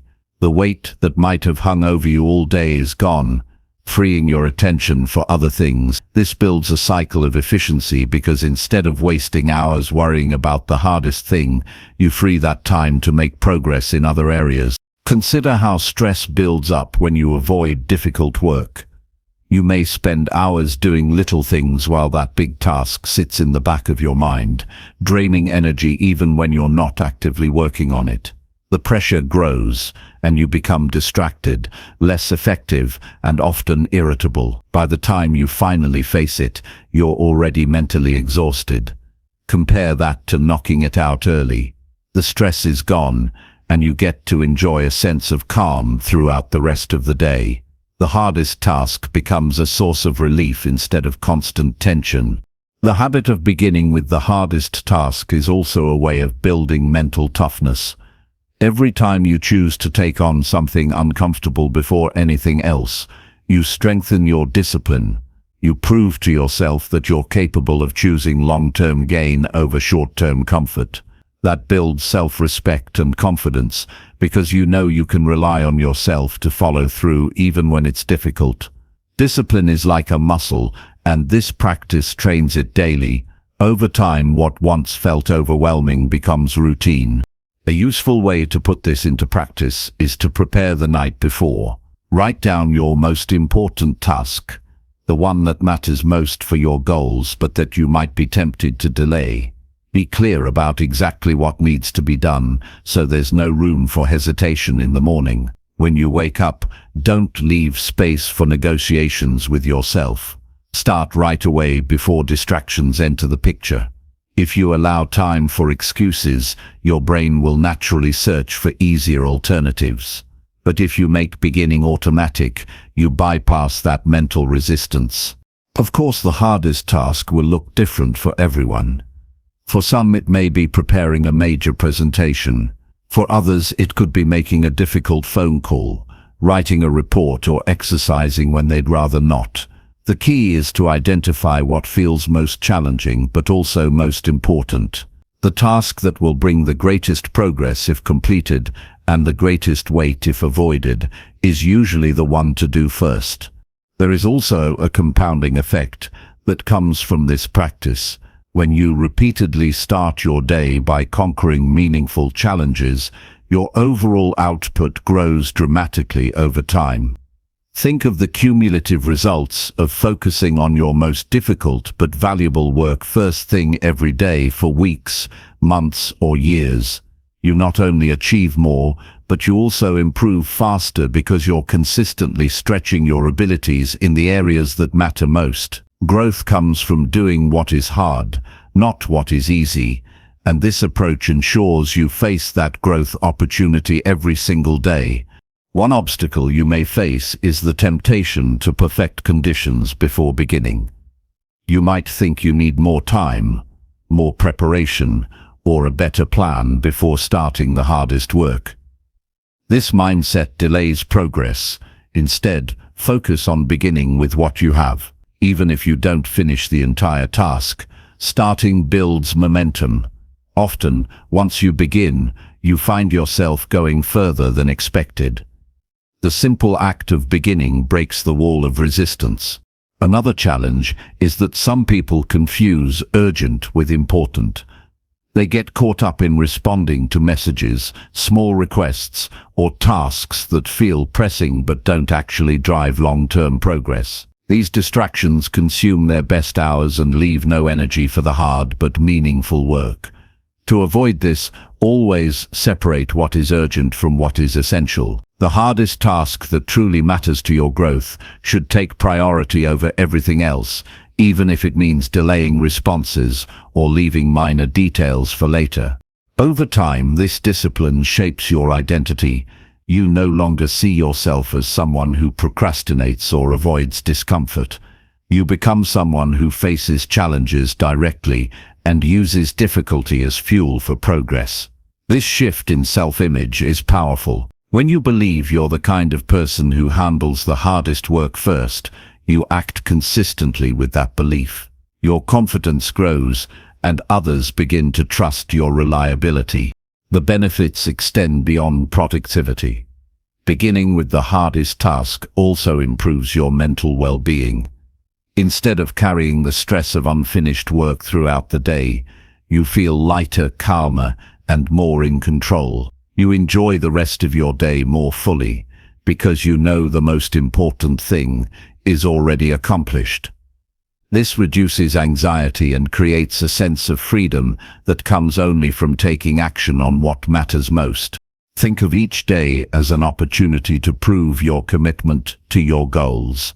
Every morning, you stand at a crossroads. You can choose comfort first and spend the rest of the day catching up. Or you can choose the hardest task first and spend the rest of the day moving forward with confidence. The second path is not only more effective, it's more satisfying. Success is not about doing everything perfectly, it's about consistently doing what matters most. Prioritizing the hardest task is the simplest way to ensure that happens. If you practice this daily, the results will become undeniable. You'll notice greater progress in your work, stronger confidence in yourself, and less stress weighing on your mind. It's not always easy, but that's precisely why it works. The hardest task is the key to unlocking momentum, discipline, and achievement. Once you see the difference it makes, you'll never want to start your day any other way. Chapter 13. Stay disciplined by saying no to tempting easy choices. Discipline is not built in moments of comfort, but in moments of resistance.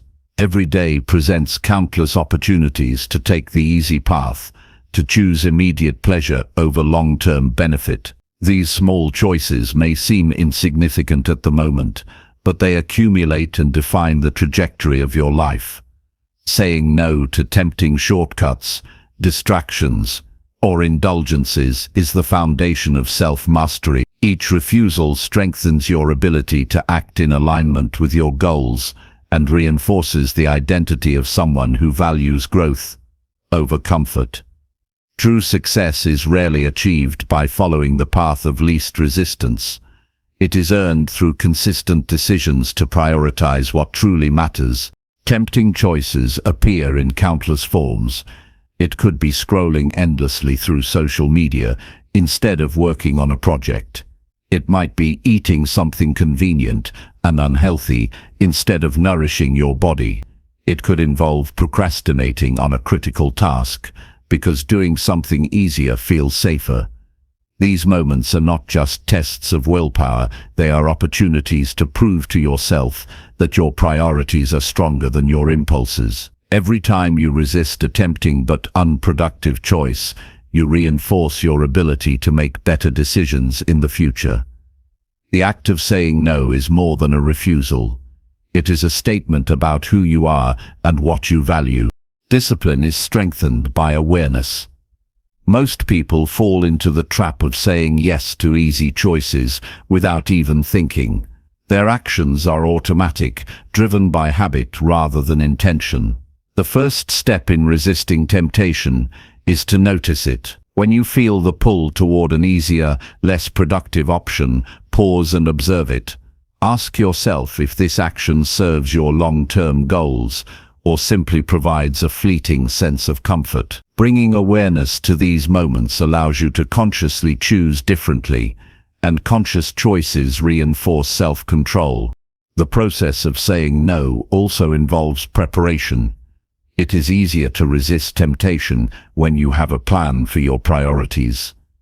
Set clear goals for your day and understand the actions that will move you closer to those goals. When tempting alternatives arise, you can measure them against your plan.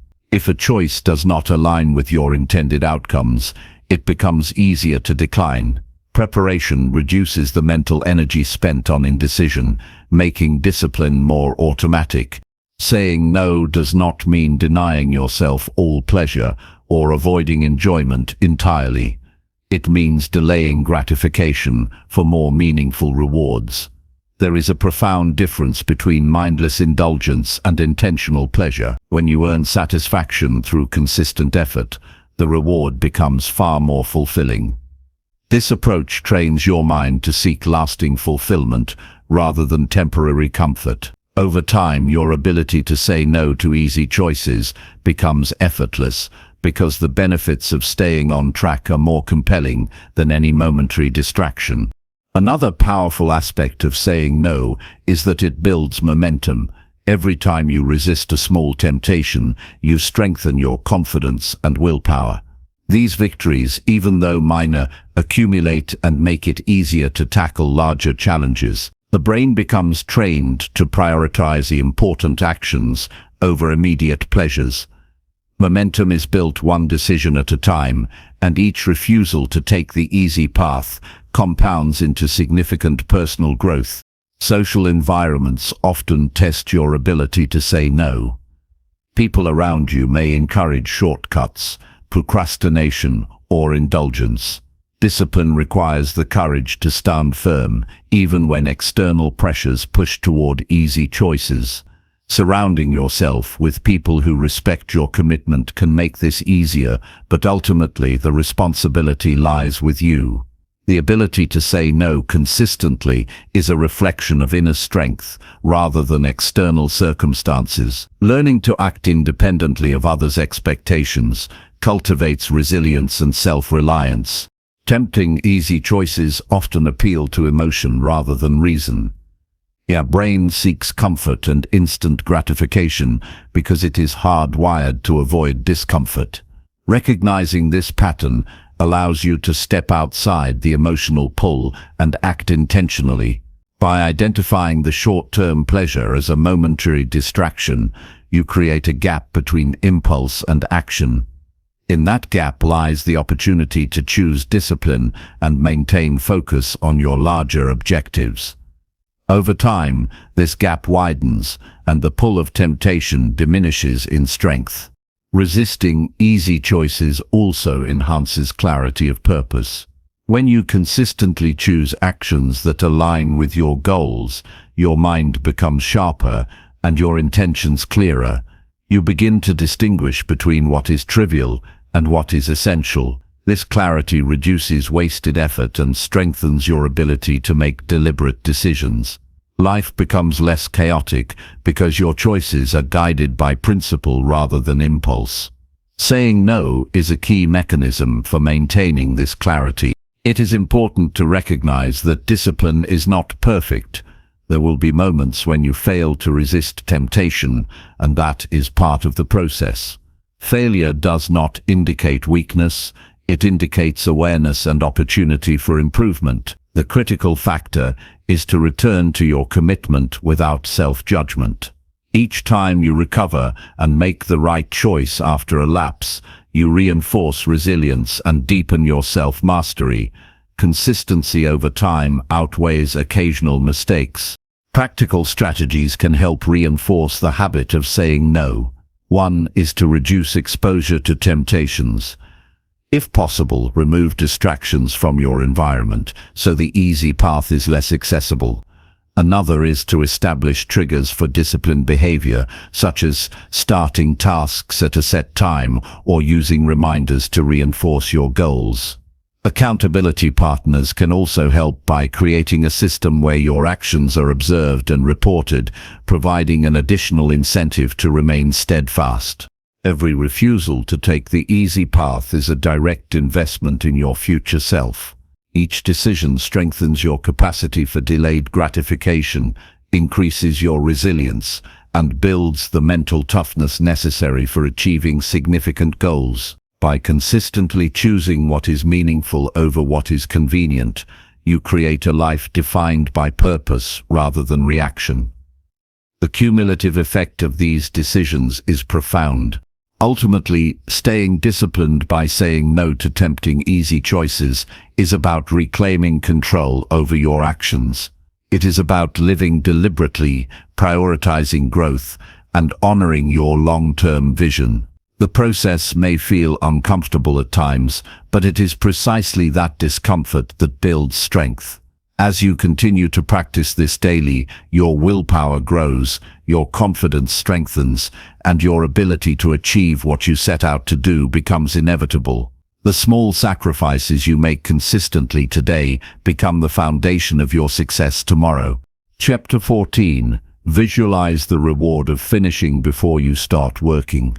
Your mind is a powerful tool that can either propel you forward or hold you back. One of the most effective ways to ensure consistent action is to visualize the reward before you even begin a task. Seeing the outcome in your mind creates a mental roadmap and provides motivation that is stronger than mere obligation. The human brain responds to anticipation when you focus on the benefits of completing a task. Your nervous system primes your body to act. This approach turns work from a burden into a purpose-driven action, and it reduces hesitation, procrastination, and distraction. Visualization is not about daydreaming or escaping reality. It is a precise technique that connects your effort with the tangible results you want to achieve.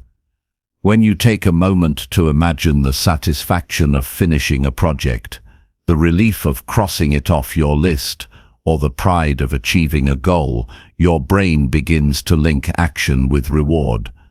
This mental rehearsal makes the steps you need to take feel more natural. You start to move through tasks with a sense of direction and momentum because your mind has already rehearsed success. The process begins by identifying the most compelling aspect of completing your task. It could be the recognition you receive, the growth in your skills, the financial benefit, or the freedom that comes after completing your work. Focusing on a specific, desirable result creates clarity. When you know exactly what you are working toward, you eliminate ambiguity and hesitation. Ambiguity is a common source of procrastination because the brain avoids action when outcomes feel uncertain or distant. Visualization removes that uncertainty by making the reward feel real in the present moment. To practice this effectively, spend a few minutes before starting any significant work picturing the finished result in vivid detail. Imagine the sense of relief that comes from completing it, the confidence you gain, and the opportunities it creates for your future. Engage your senses, see the final outcome, feel the satisfaction, and even imagine the sounds and environment associated with success. This multisensory approach strengthens the brain's connection between action and reward, making it easier to start and maintain focus. Visualization also strengthens emotional resilience. When a task feels daunting or unpleasant, thinking about the reward can reduce stress and anxiety. Your mind shifts from the discomfort of the present moment to the benefits waiting at the end. This shift helps you maintain clarity and energy, allowing you to work efficiently rather than resisting or delaying. The reward becomes a source of fuel, pushing you forward despite difficulty or fatigue. Another advantage of visualizing the reward is that it improves decision-making. When you can see the payoff clearly, you prioritize tasks based on what truly matters instead of reacting to trivial distractions. This practice helps you distinguish between what is urgent and what is essential. You start to invest your time and energy in high-value actions, ensuring that your effort produces meaningful results. Over time, this habit transforms the way you approach work and life. Visualization is most effective when combined with concrete planning. After picturing the reward, outline the steps required to reach it. Break the task into manageable pieces and connect each step to a component of the desired outcome. When you link action to reward in this way, your motivation remains high and your focus is sharp. You are no longer drifting from task to task. You are intentionally moving toward a specific, tangible goal. Consistency is key. The more often you practice visualizing rewards before starting work, the more automatic it becomes.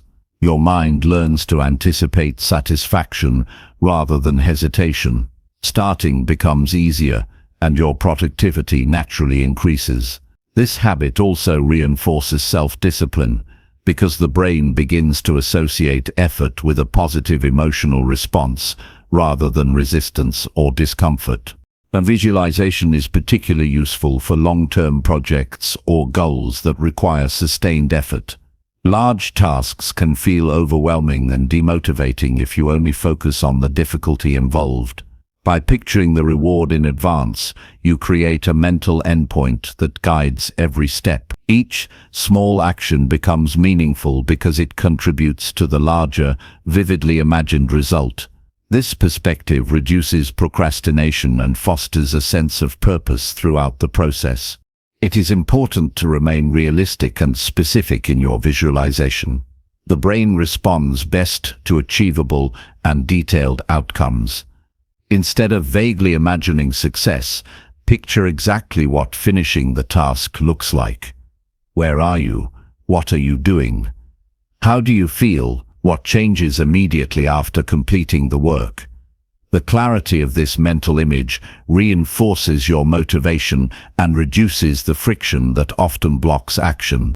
Visualization also works as a form of mental rehearsal for challenges. While imagining the reward, consider potential obstacles and how you will overcome them. This practice prepares your mind to navigate difficulties without hesitation. By anticipating challenges while keeping the end goal in sight, you cultivate confidence and adaptability. You transform uncertainty into a structured plan, making it easier to stay disciplined and persistent. Another benefit is that visualization builds a habit of positive reinforcement. By consistently focusing on rewards, you train your mind to appreciate the value of completion. Each time you reach the imagined outcome, you confirm that your efforts produce tangible results. This creates a feedback loop that strengthens motivation, reduces procrastination, and enhances satisfaction with your work. Visualization also integrates seamlessly with other productivity techniques.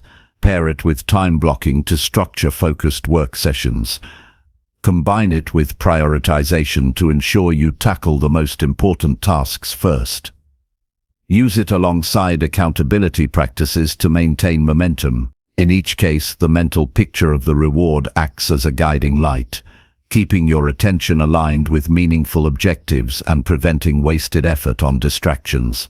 Over time, the practice of visualizing rewards before starting work reshapes your approach to challenges.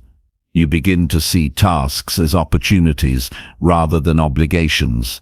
The reward becomes a constant motivator, helping you act decisively and consistently. Your work no longer feels like a series of chores. It becomes a purposeful journey toward outcomes you deeply value. The key to lasting impact is repetition and intentionality. Every time you visualize a reward before beginning a task, you strengthen your mental and emotional connection to success. You reinforce the habit of acting with clarity and determination. Eventually, this approach becomes second nature, and starting work no longer feels like a struggle because your mind is already engaged with the satisfaction of completion. By focusing on the reward before you start, you create a mental advantage that propels action. You reduce resistance, sharpen focus, and enhance productivity. This simple yet powerful practice transforms the way you approach work, helping you achieve goals with greater speed, efficiency, and satisfaction. It is not wishful thinking, it is a deliberate strategy for turning intention into action and potential into accomplishment. Chapter 15. Develop consistency by repeating actions until they feel natural. Consistency is the backbone of achievement and the invisible force that separates temporary effort from lasting results. Doing something once or sporadically rarely produces meaningful outcomes. True progress comes when actions are repeated until they become a natural part of your routine. When you cultivate this habit, discipline becomes less about willpower and more about automatic behavior. The key is not speed or intensity at first. It is repetition and commitment to continue regardless of how you feel in the moment. Each repetition reinforces neural pathways in the brain, making the action easier, faster, and more integrated into daily life over time. Developing consistency begins with identifying the core actions that align with your goals. These are the steps that have the greatest impact on your growth, productivity, and personal success. Once you know what matters, commit to performing them daily, even in small increments. It is far more effective to do a little consistently than to do a lot inconsistently. The mind and body respond best to repeated exposure, which gradually eliminates resistance and builds competence. Consistency transforms daunting tasks into familiar, manageable routines. One of the most important aspects of building consistency is starting small. Trying to overhaul your life in a single day often leads to burnout or frustration. Instead, select manageable actions that you can repeat daily without excessive strain. Small, consistent actions accumulate over time and create momentum. This approach prevents feelings of overwhelm while establishing the foundation for more complex and challenging behaviors in the future. The cumulative effect of small repeated actions is often far greater than large bursts of effort followed by inactivity. Repetition strengthens both skill and confidence. Each time you perform a task, you improve your technique and understanding. Mistakes become learning opportunities, and progress becomes measurable. The brain begins to recognize the action as normal, reducing mental friction and hesitation. This neurological reinforcement is the mechanism through which habits are formed and maintained. By consciously repeating productive behaviors, you create a self-sustaining cycle of growth. Accountability is another tool for reinforcing consistency. Sharing your commitments with trusted individuals or tracking progress publicly increases the likelihood that you will follow through. When others are aware of your efforts, the sense of responsibility motivates daily action. Accountability partners can also provide guidance and encouragement, making the repetition process less isolating and more structured. Social reinforcement amplifies the effect of repeated actions. It is crucial to focus on the process rather than fixating solely on results. Consistency is about showing up, performing the action, and maintaining momentum even when outcomes are not immediately visible. Long-term results emerge naturally from repeated effort, and obsessing over short-term success can derail the habit. By concentrating on repetition, you anchor your behavior in a sustainable framework that ensures continuous improvement. Each completed action is a building block toward larger achievements. Overcoming resistance is a natural part of developing consistency. Some days, energy is low, motivation is weak, and distractions are plentiful. The key is to act despite discomfort or lack of enthusiasm. Starting with even minimal effort maintains the streak and keeps the habit alive. Often, beginning is the hardest part, but once the action starts, momentum carries you through. The brain begins to associate persistence with progress, gradually reducing the internal struggle associated with repeated behaviors. Another effective strategy is to link new behaviors to existing routines. Associating a productive action with a consistent trigger, such as a specific time of day or a preceding activity, reinforces the habit loop. This method leverages existing neural patterns to integrate new behaviors naturally. Over time, performing the action becomes automatic, reducing the reliance on conscious effort. Consistency grows from structured repetition, reinforced by environmental cues. Tracking progress visually can enhance motivation. Recording each completed action or maintaining a streak provides tangible evidence of your commitment.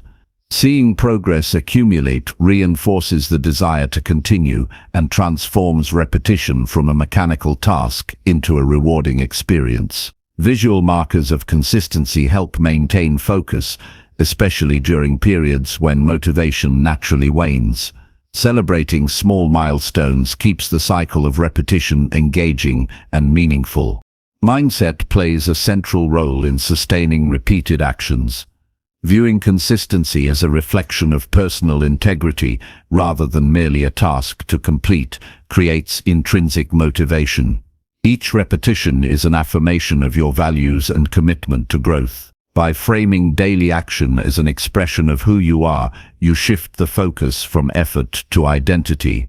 Over time, consistent behavior becomes a defining characteristic, and discipline transitions from a struggle to an inherent part of your life. Flexibility and adaptation are also critical. Consistency does not mean rigidity. Life circumstances may change, requiring adjustments to routines. The goal is to maintain repetition of meaningful actions, not to cling to ineffective methods. Being consistent with intention rather than habit alone ensures that effort remains productive and aligned with your objectives. The principle of repetition applies across contexts, allowing you to maintain momentum even in changing environments. Long-term consistency produces compound results. Repeated actions accumulate into significant improvements that are often invisible day to day, but undeniable over months and years. Skills develop, confidence grows, and habits solidify. What once required effort becomes effortless. The process transforms potential into actual achievement, demonstrating the power of persistence. By continually repeating productive behaviors, you create a trajectory of success that accelerates with time. Account for setbacks without abandoning the habit. Occasional lapses are inevitable, but they do not negate progress. Recognizing mistakes, adjusting where necessary, and returning to daily action preserves the integrity of the practice. Each restart reinforces resilience and determination. The act of continuing, despite interruptions, is itself a demonstration of consistency and strengthens long-term discipline. Consistency also strengthens focus and clarity. Repeated actions reduce cognitive load because the brain no longer needs to make decisions about what to do. Habits become automatic, allowing mental energy to shift toward creativity, problem-solving, and more complex challenges. The time saved by automating productive behavior magnifies your ability to advance in other areas of life. This efficiency is one of the hidden benefits of disciplined repetition. Over time, repetition cultivates patience and perspective.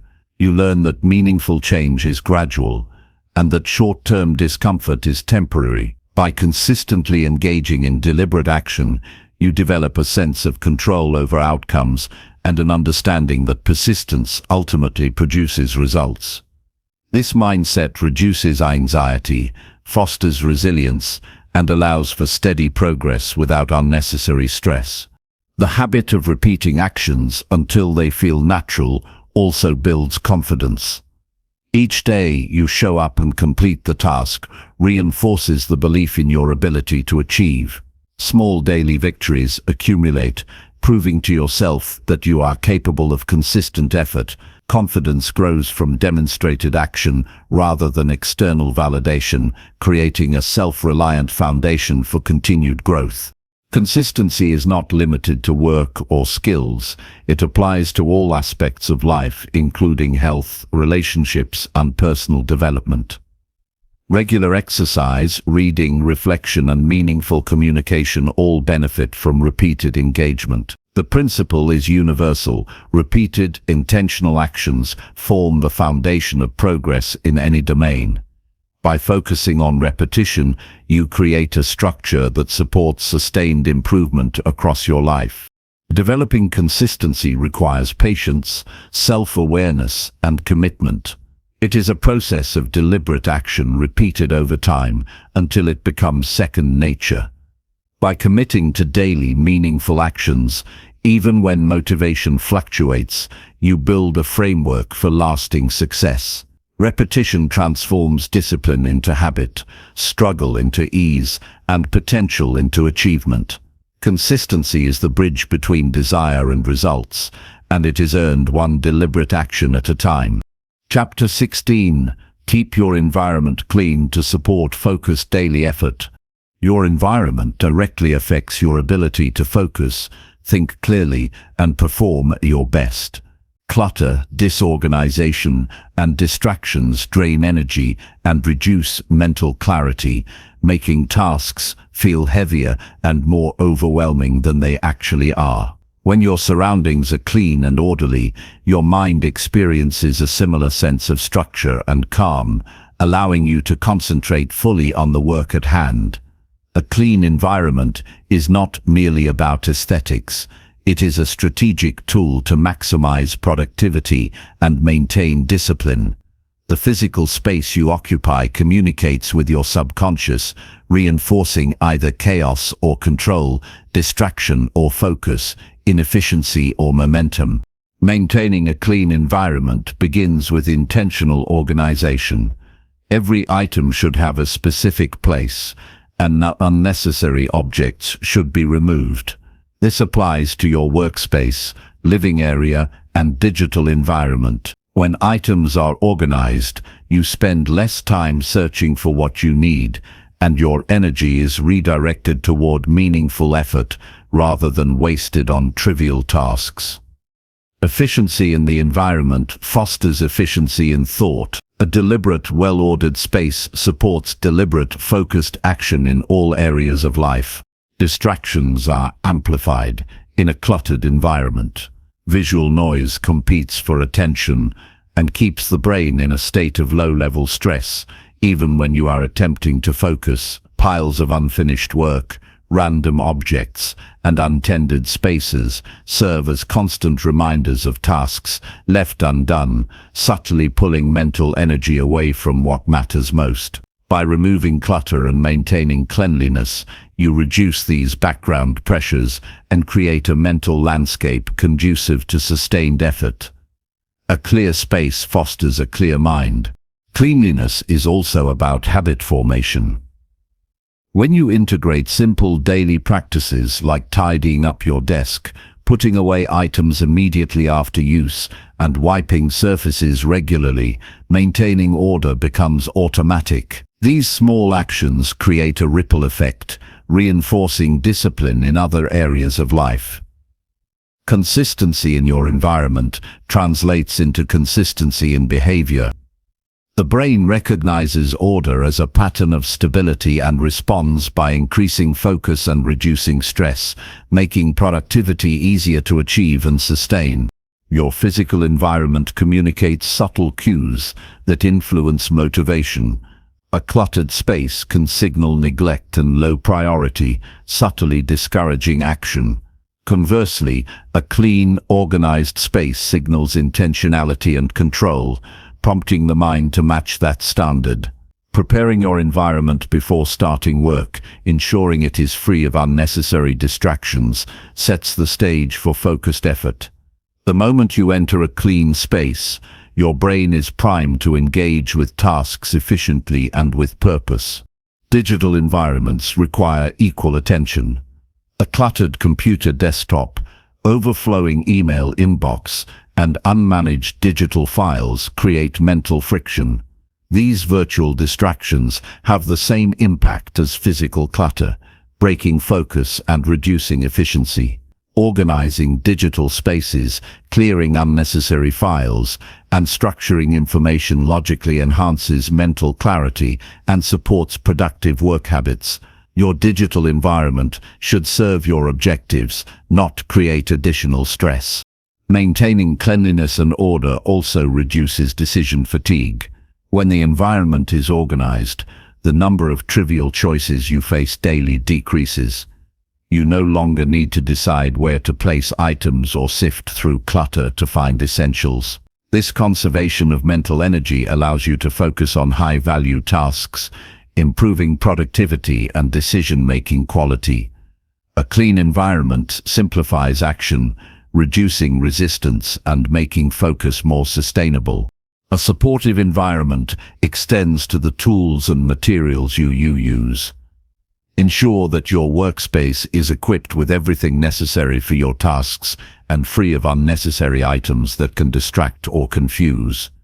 A workspace that facilitates smooth action, reduces interruptions, and creates momentum. When your tools and resources are easily accessible, you waste less time navigating your environment and more time engaging in meaningful work. Environment also affects emotional state. Cluttered and disorganized spaces often trigger stress, anxiety, and procrastination. Cleaning and organizing creates a sense of accomplishment and control even before work begins. Small acts like wiping a surface, arranging items, or discarding unnecessary materials create immediate psychological benefits. This positive emotional response enhances focus, energy, and willingness to engage in productive behavior. Your environment sets the tone for your mindset. Sustainability is crucial. One-time cleaning sessions are not sufficient to support consistent focus over time. Incorporate regular maintenance habits, including daily tidying and periodic deeper organization, to prevent accumulation of clutter. Establishing these routines ensures that your environment continuously supports your efforts, rather than undermining them. Maintenance becomes a form of self-discipline, reinforcing productive habits across other areas of life. Personal accountability in your environment strengthens discipline. Treat your space as a reflection of your commitment to growth and productivity. Regularly assess the functionality and cleanliness of your surroundings.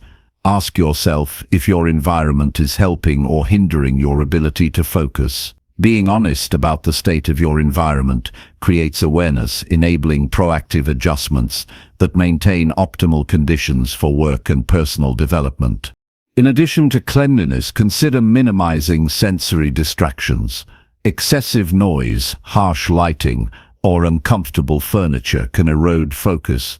Creating an environment that is physically comfortable and mentally stimulating allows you to maintain longer periods of sustained attention. Adjust lighting, seating, and sound levels to support focus rather than distract from it. An environment that meets both physical and cognitive needs enhances the quality and efficiency of work. The benefits of a clean environment extend to long-term productivity. Habits formed in an organized space carry over to other areas of life, influencing routines, planning, and decision-making. The consistency of order reinforces habits of discipline, punctuality, and intentional action. Over time, maintaining a supportive environment becomes second nature, creating a foundation for continuous growth, efficiency, and achievement. Creating zones within your environment can also improve focus. Designate areas for specific activities such as work, rest, and reflection.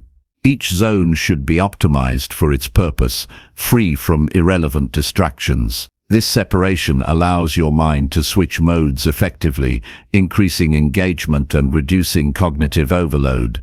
Focused effort is amplified when your environment clearly communicates the intended activity of each space. Minimalism can enhance clarity. Reducing unnecessary items to only what is functional and essential simplifies the environment and reduces cognitive clutter. Fewer distractions make it easier to concentrate on the tasks that matter most. Minimalist principles prioritize quality and relevance over quantity, supporting sustained attention and purposeful action. A clean, uncluttered space reflects and reinforces a focused mind. Finally, maintaining a supportive environment is a continuous process that requires attention and care.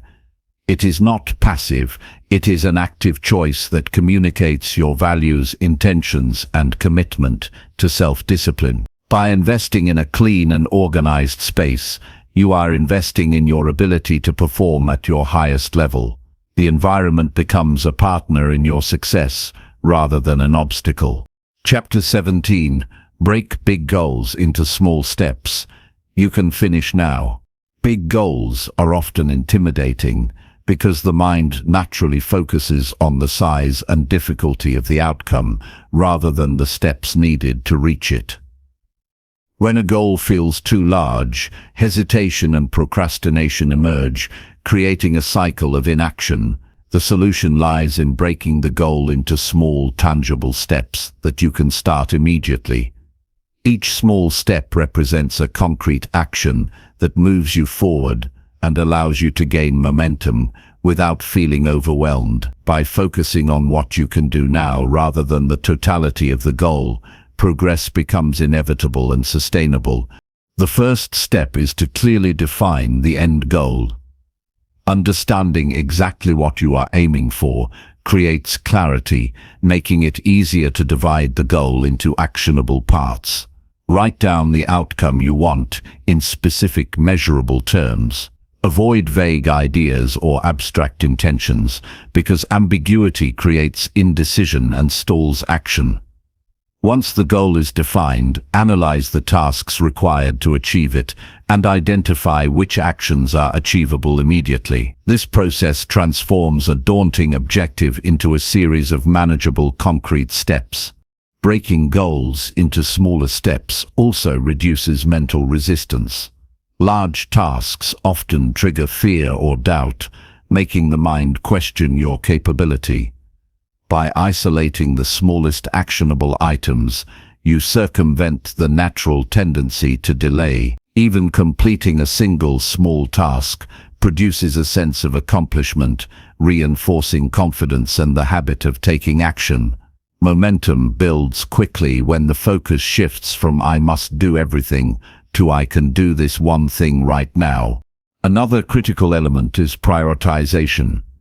Not every step has equal importance or impact. Determine which actions will produce the most significant results or are essential prerequisites for future tasks. Start with steps that provide a foundation for continued progress. Early wins build confidence and establish a rhythm, making subsequent actions easier to tackle. Sequencing tasks intentionally ensures that each small step is purposeful and aligned with long-term objectives. Time management complements this approach. Assign specific time blocks to complete each step, even if it only takes a few minutes.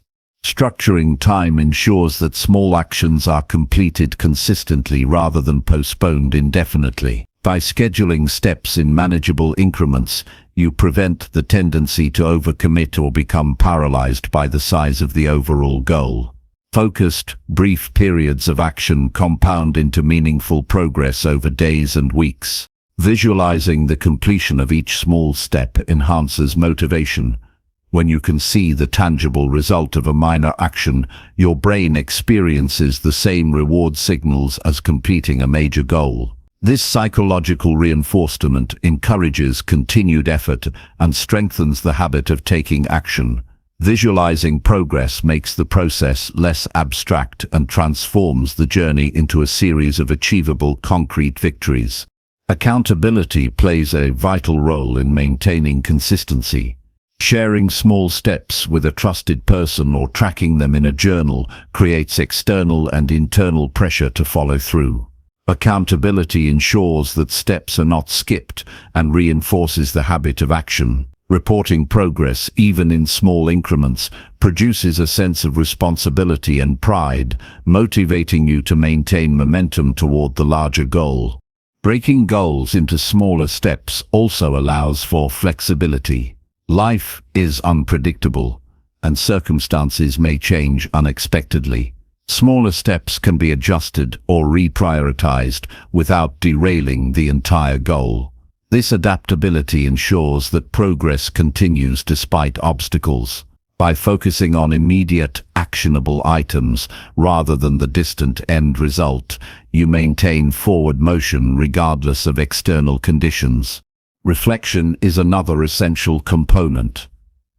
At the end of each day or week, review the steps you have completed. Evaluate what worked, what required more effort, and what can be improved. This reflection allows you to fine-tune your approach, making each subsequent step more efficient. Learning from completed actions ensures continuous improvement and reinforces the habit of breaking goals into manageable pieces. Celebrating each completed step strengthens motivation and reinforces positive behavior. Rewarding yourself, even modestly, creates a mental association between action and satisfaction. This psychological reinforcement encourages you to maintain consistency and keeps the process enjoyable rather than burdensome. Small celebrations build momentum and create a sense of progress that carries forward to larger goals. Breaking goals into small steps also enhances focus. Large goals can scatter attention across multiple areas, creating distraction and indecision. By isolating individual actions, you direct energy precisely where it is needed. Narrow focus allows for higher quality work, faster execution, and reduced mental fatigue. Each step becomes a clear target, preventing wasted effort and maximizing efficiency. This approach also reduces anxiety and stress. When the mind focuses on large, distant goals, it often becomes overwhelmed by the perceived magnitude of the task. Smaller steps create a sense of control and mastery. Completing a single action produces immediate evidence of progress, alleviating stress and reinforcing confidence. Over time, the accumulation of small successes significantly diminishes the mental burden of pursuing ambitious objectives. Small steps provide clarity in measuring progress. Tracking each action allows you to quantify achievements and identify areas requiring attention. Tangible progress motivates continued effort and prevents the discouragement that comes from feeling stagnant. Incremental tracking turns abstract aspirations into visible, measurable outcomes, making the journey toward the goal more structured and satisfying. Each small step also builds skill and competence. Complex goals often require multiple abilities or knowledge areas. By focusing on one step at a time, you develop each skill systematically, reinforcing your capability to handle subsequent challenges. Incremental mastery fosters confidence and reduces the likelihood of mistakes, ensuring steady advancement toward the larger objective. Account for potential obstacles in advance. Each small step can be examined for possible challenges and mitigations. Anticipating difficulties before beginning increases resilience and prepares you to respond effectively without losing momentum. Proactive problem solving ensures that minor setbacks do not derail progress and reinforces a mindset of preparation and adaptability. Breaking goals into small steps encourages persistence. When progress is visible and achievable, you are less likely to abandon effort due to temporary difficulty. Each completed step strengthens perseverance and reinforces the belief that continued action produces results. The habit of persistent, incremental effort becomes ingrained, creating a reliable pathway to success. Communication with collaborators or team members benefits from breaking goals into steps. Smaller tasks are easier to assign, track, and manage. Team dynamics improve when responsibilities are clear and achievable, creating a culture of accountability and efficiency. Progress becomes visible to all involved, encouraging continued contribution and collaboration. Finally, the practice of dividing goals into small, actionable steps transforms the perception of work itself. Tasks that once seemed overwhelming now appear manageable and purposeful. The fear of failure diminishes, and focus sharpens on immediate achievable actions. Each step completed reinforces capability, builds confidence, and propels you steadily toward long-term achievement.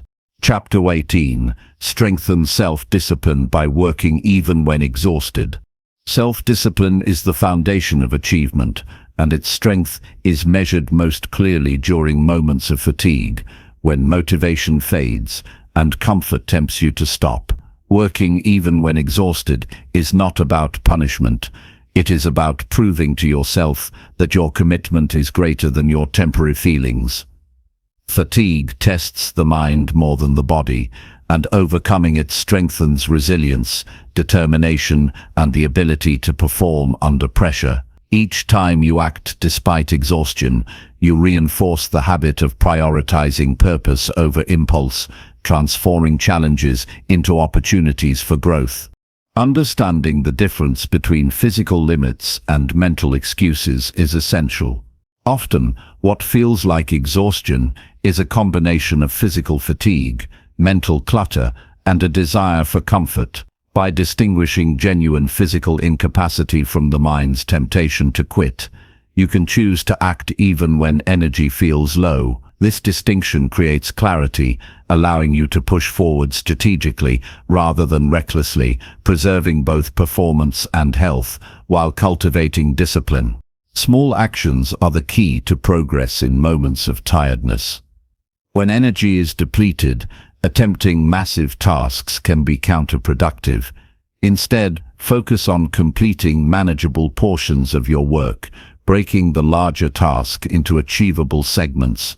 Even limited effort maintains momentum, prevents stagnation, and signals to your mind that discipline is non-negotiable. Each small action performed under fatigue strengthens your capacity to act under future stress.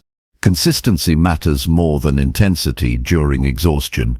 Showing up and engaging with work, even at a reduced pace, reinforces commitment and ensures that progress continues. Discipline is built through repeated choice, not sporadic bursts of energy. The habit of acting when tired trains your mind to remain focused, even when comfort or distraction is tempting.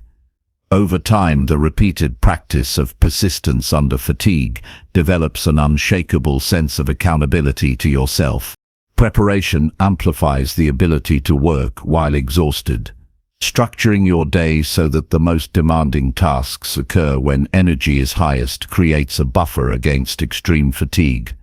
Later, however, unexpected exhaustion is inevitable. Planning for it by organizing priorities, creating checklists, and setting clear intentions allows you to continue acting even when motivation wanes. Discipline is easier to maintain when choices are intentional rather than reactive. Rest and recovery are part of sustainable discipline. Working while exhausted does not mean ignoring physical needs. Strategic rest, proper nutrition, and short breaks enhance energy reserves, making it possible to continue performing effectively. The goal is not to push recklessly, but to balance effort with recovery, ensuring that action under fatigue builds strength rather than causing burnout. The interplay between persistence and restoration is what sustains long-term self-discipline. Mental framing is critical when fatigue threatens focus. Shift your perspective from discomfort to opportunity. Recognize that continuing work while tired reinforces resilience and cultivates mastery over impulses. By reframing exhaustion as a challenge rather than a barrier, you transform a negative experience into an intentional exercise in self-discipline. The mind responds to framing, and consistent reinforcement of this mindset strengthens your ability to act under pressure. Accountability enhances performance when energy is low. Sharing goals or progress with others creates an external motivator that reinforces commitment. Knowing that someone is aware of your actions encourages you to continue even when tired. External accountability works alongside internal resolve, creating a system that sustains effort through difficult moments. Combining personal discipline with social accountability maximizes consistency and reduces the likelihood of giving up. Momentum is amplified by starting action, even in exhaustion. Often, the first step is the hardest because the mind anticipates effort and discomfort. By taking that initial action, even minimally, you create movement that makes subsequent tasks easier. Momentum reduces the perception of difficulty, allowing you to accomplish more than expected, despite low energy. Each completed step reinforces confidence and makes the next action feel more attainable. Visualization can help overcome tiredness. Picture the completion of the task and the satisfaction of progress. Focusing on the outcome shifts attention from fatigue to purpose. Mental rehearsal strengthens resolve, primes action, and encourages focus despite physical or mental exhaustion. By vividly imagining the reward of persistence, you engage motivation that complements discipline, bridging the gap between low energy and productive action. Breaking work into structured intervals is another effective strategy. Using techniques like focused blocks of effort, followed by brief rest, allows sustained engagement without overwhelming the mind or body. Short, deliberate work sessions maximize output while preventing excessive fatigue, and the structure reinforces the habit of acting consistently, even under challenging conditions. Discipline grows when action is predictable, intentional, and repeatable.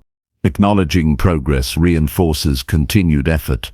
Even when energy is low, recognizing what you have accomplished prevents discouragement and maintains motivation. Each action, no matter how small, contributes to larger objectives. Celebrating progress under fatigue strengthens mental resilience, demonstrating that perseverance produces tangible results. This recognition becomes a feedback loop that fuels further discipline. Building tolerance for discomfort is central to developing self-discipline. Working through exhaustion trains the mind to endure temporary discomfort in pursuit of long-term goals. The ability to persist despite unpleasant feelings differentiates those who achieve from those who falter. Each instance of acting despite fatigue reinforces the understanding that temporary hardship is manageable, cultivating a mindset of strength and resilience. Self-discipline requires clear priorities. When energy is limited, focus on tasks with the highest impact. Avoid distractions, unnecessary activities, or low-value work that drains energy without contributing to meaningful outcomes. Acting selectively ensures that your efforts, even when diminished, produce maximum return. Prioritization under exhaustion is not a compromise, it is a strategic application of discipline. Mindfulness enhances the ability to work under fatigue. Paying attention to mental and physical states allows you to manage stress, prevent overwhelm, and maintain focus. Recognizing signs of distraction or fatigue early provides an opportunity to adjust approach without abandoning effort. Awareness fosters deliberate action, making it possible to persist even when the body signals discomfort. Mindful engagement amplifies the effectiveness of work under challenging conditions.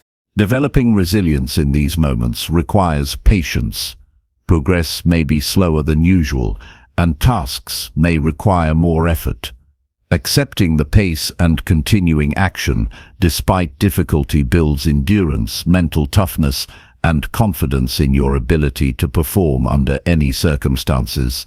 Patience and persistence together reinforce the principle that self-discipline is a commitment, not a fleeting response to motivation.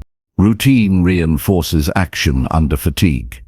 By embedding challenging work into a predictable schedule, the mind becomes accustomed to operating at a high standard, regardless of energy level.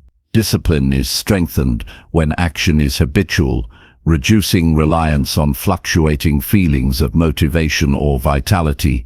Consistency, even when tired, becomes automatic through repeated practice, solidifying self-mastery. Reflection after working through exhaustion consolidates learning and strengthens resolve. Analyzing what strategies were effective, where energy drained most, and how focus was maintained provides insights that improve future performance. Reflection transforms difficult experiences into growth opportunities, reinforcing the mindset that perseverance under challenge builds competence and character. Every instance of working while exhausted is an investment in long-term capability. Discipline reinforced in these moments becomes ingrained, enabling higher levels of performance under pressure in the future. Overcoming fatigue repeatedly trains the mind and body to prioritize purpose over temporary discomfort, creating a foundation for sustained achievement and personal growth. Chapter 19. Build resilience by pushing past failures with renewed effort. Failure is not the end of the journey. It is part of the process of growth and mastery. Every time a plan does not go as intended or a goal is missed, the mind has a choice. Give in to frustration or use the experience as fuel for renewed effort. Building resilience requires choosing the latter consistently, understanding that setbacks are temporary and that persistence determines long-term success. Resilience is cultivated by confronting obstacles directly, learning from mistakes, and taking deliberate action to continue moving forward despite difficulties. The first step in building resilience is reframing failure. Instead of viewing failure as proof of inadequacy, treat it as information about what does not work. Analyze outcomes objectively, identifying specific reasons for the setback. This approach shifts focus from emotion to understanding, allowing you to extract lessons and adjust strategies. Each failure becomes a guidepost rather than a barrier, illuminating a path toward improvement. Renewed effort requires clarity of purpose. When a setback occurs, reaffirm your objectives and remind yourself why the goal matters.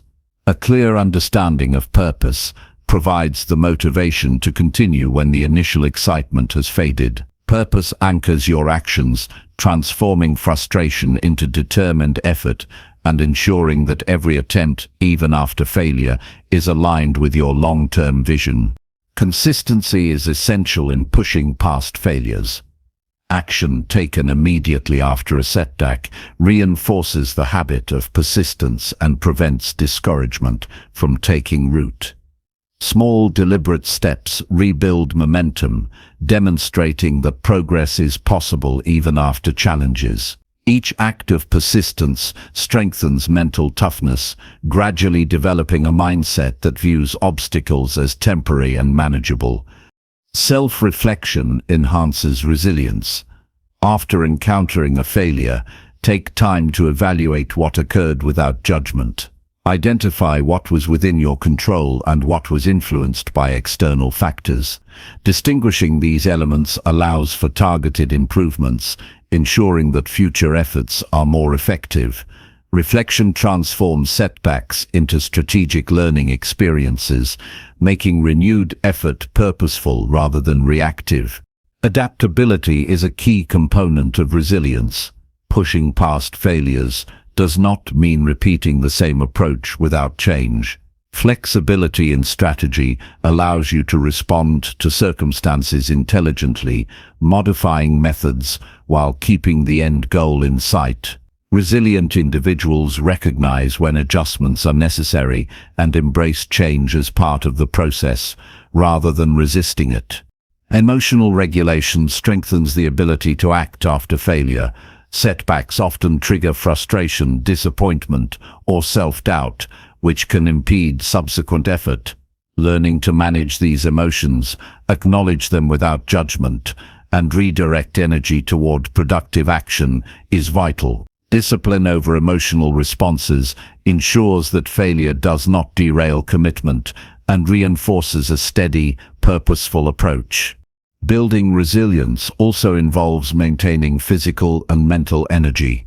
Fatigue and stress amplify the impact of setbacks, making recovery and renewed action more difficult. Prioritize rest, nutrition, and mental focus to ensure that energy levels support sustained effort. A strong mind and body provide the foundation for persistence, enabling action even when challenges are intense or repeated. Creating a structured plan for recovery after failure is effective. Break down the next steps into actionable tasks that can be completed immediately. Focusing on what can be done now prevents overwhelm and directs attention to constructive action. Incremental progress after a setback demonstrates that momentum can be regained and that each effort contributes to overall success. Accountability enhances resilience. Sharing setbacks and next steps with a trusted person reinforces commitment to continued action. Knowing that someone is observing progress creates external pressure to maintain effort and provides encouragement. Accountability acts as a support system, motivating you to push through challenges, even when internal motivation wavers. Visualization aids the process of renewed effort. Imagine completing the goal successfully despite setbacks, feeling the satisfaction of achievement. This mental rehearsal primes the mind to act with confidence and determination, reducing hesitation caused by fear of repeated failure. Visualization reinforces belief in your capability to overcome obstacles and strengthens resilience under pressure. Persistence builds confidence in your own capacity to recover. Each instance of taking action after failure reinforces the understanding that you are capable of improvement and that setbacks are temporary. Confidence grows incrementally, encouraging bolder attempts and more consistent effort over time. Resilience is a muscle that strengthens through repeated exercise, and renewed effort is the training regimen. Developing a growth mindset is essential. View setbacks not as fixed outcomes, but as opportunities to develop skills, knowledge, and problem-solving abilities. Embrace challenges as part of the learning process, rather than evidence of limitation. A mindset focused on growth creates the psychological space to act courageously after failure, transforming difficulty into opportunity.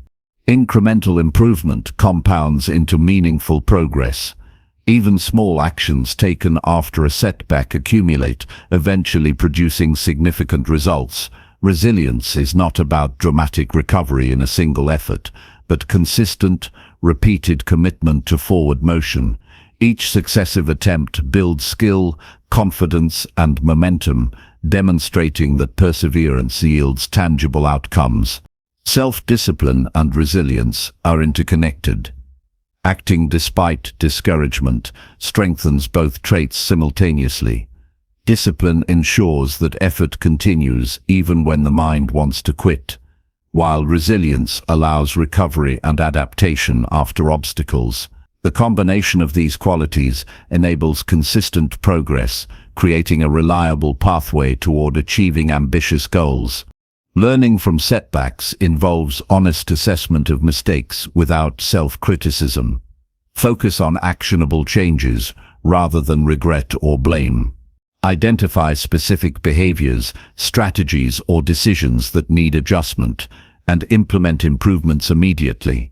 Transforming errors into concrete lessons ensures that renewed effort is guided by knowledge rather than repetition of unproductive patterns. Maintaining perspective prevents discouragement. Understand that failure is a natural part of any meaningful endeavor. Even accomplished individuals encounter setbacks, yet their persistence allows them to achieve extraordinary results. Recognizing the universality of challenges reduces self-blame, fosters patience, and encourages continued effort with a sense of purpose and resilience. Resilient individuals cultivate patience alongside action. Immediate results may not be apparent after a setback, but consistent effort produces cumulative gains. Patience prevents impulsive reactions, maintains focus, and reinforces the habit of continuing despite difficulty. Renewed effort combined with patience ensures sustainable progress toward long-term objectives. Celebrating recovery after failure reinforces positive behavior. Acknowledge the effort and determination required to act again after a setback. Recognition strengthens motivation, reinforces self-belief, and encourages ongoing persistence. Even modest acknowledgement of success after difficulty creates psychological reinforcement, increasing the likelihood of future resilience. Resilience is ultimately about control over response. External circumstances may create challenges, but the decision to act despite obstacles is entirely within your power.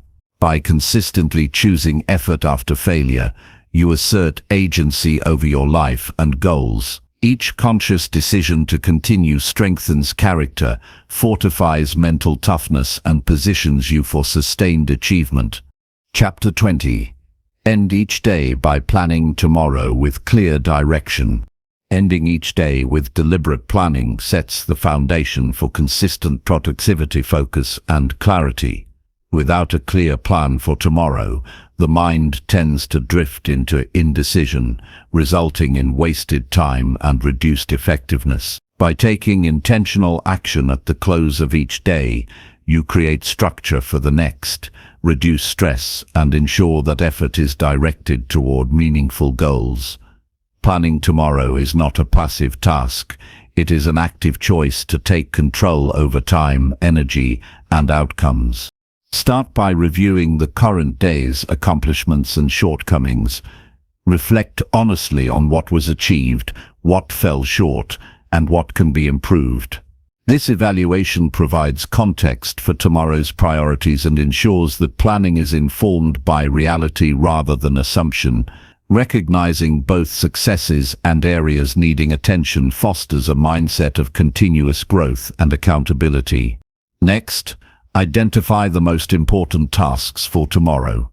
Focus on high-impact actions that move you closer to long-term goals rather than low-value activities that consume energy without producing meaningful results. Prioritization ensures that your day begins with purpose, reducing the tendency to be reactive and increasing your ability to control outcomes. Each task should have a clear objective and a defined step for completion, eliminating ambiguity and making actions straightforward. Allocate specific time blocks for these tasks. Scheduling ensures that focus is directed to the right activities at the right moments. By committing time for each action, you reduce distractions and procrastination, and you create a predictable rhythm for accomplishment. Time allocation also prevents overextension, balancing productivity with rest, to maintain sustained energy and clarity. Visualize the day ahead as you plan. Imagine yourself completing each task successfully, maintaining focus, and navigating potential challenges effectively. Visualization primes the mind for action and reduces uncertainty, giving confidence and mental readiness for the day. This mental rehearsal strengthens resolve and prepares you to respond with clarity and decisiveness when obstacles arise. Prepare all necessary tools and resources in advance. Ensure that documents, materials, or technology needed for tomorrow's tasks are ready and accessible. Preparation minimizes friction and eliminates excuses that might prevent action. By creating a streamlined environment, you make the path forward clear and reduce mental load, allowing more energy to be directed toward meaningful work. Consider potential obstacles and how to address them. Identify challenges that may arise and plan strategies to navigate them without losing momentum. Anticipating difficulties increases resilience and ensures that the day is not derailed by unexpected circumstances. Problem solving in advance allows for proactive rather than reactive responses, reinforcing control over outcomes. Set clear intentions for focus and behavior. Decide how you will approach tasks, how you will manage distractions, and how you will maintain discipline throughout the day. Defining these intentions strengthens accountability to yourself and creates a mental framework for action. Intentionality reinforces consistent behavior, turning planning into a catalyst for disciplined execution. Incorporate self-care considerations into your planning. Allocate time for breaks, meals, physical activity, and rest. Sustainable productivity requires energy and well-being. Neglecting these aspects reduces efficiency and increases stress. Planning with balance ensures that the day is productive without compromising health or focus, creating a foundation for long-term success. Review commitments and deadlines carefully. Ensure that obligations are accurately reflected in your plan and that priorities align with timing and importance. Accurate awareness of responsibilities prevents overlooked tasks and reduces the anxiety associated with uncertainty. By mapping obligations clearly, you create a structured framework that supports disciplined action. Break larger tasks into manageable steps. Define the specific actions required to accomplish each priority, making it easier to begin and maintain focus. Clear steps reduce mental friction and eliminate indecision, ensuring that every effort contributes meaningfully to progress.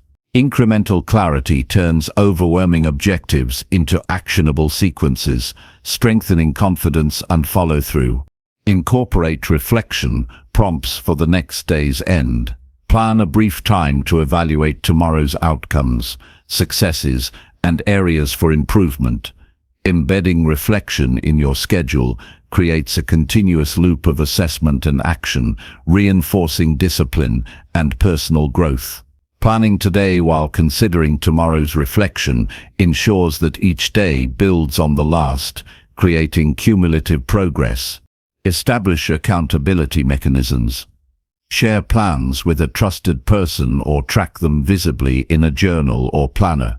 External accountability reinforces commitment and motivates adherence to the plan. Publicly or privately recording intentions increases the likelihood of follow-through, transforming planning from intention into reliable action. Use planning to clarify energy allocation, determining which tasks require peak focus and which can be accomplished with lower energy. Aligning effort with energy ensures efficiency and effectiveness, preventing burnout and maximizing productivity. Conscious energy management reinforces discipline and allows for sustained high-quality performance throughout the day. Define measurable outcomes for each task. Establish clear criteria for completion to avoid ambiguity and ensure accountability.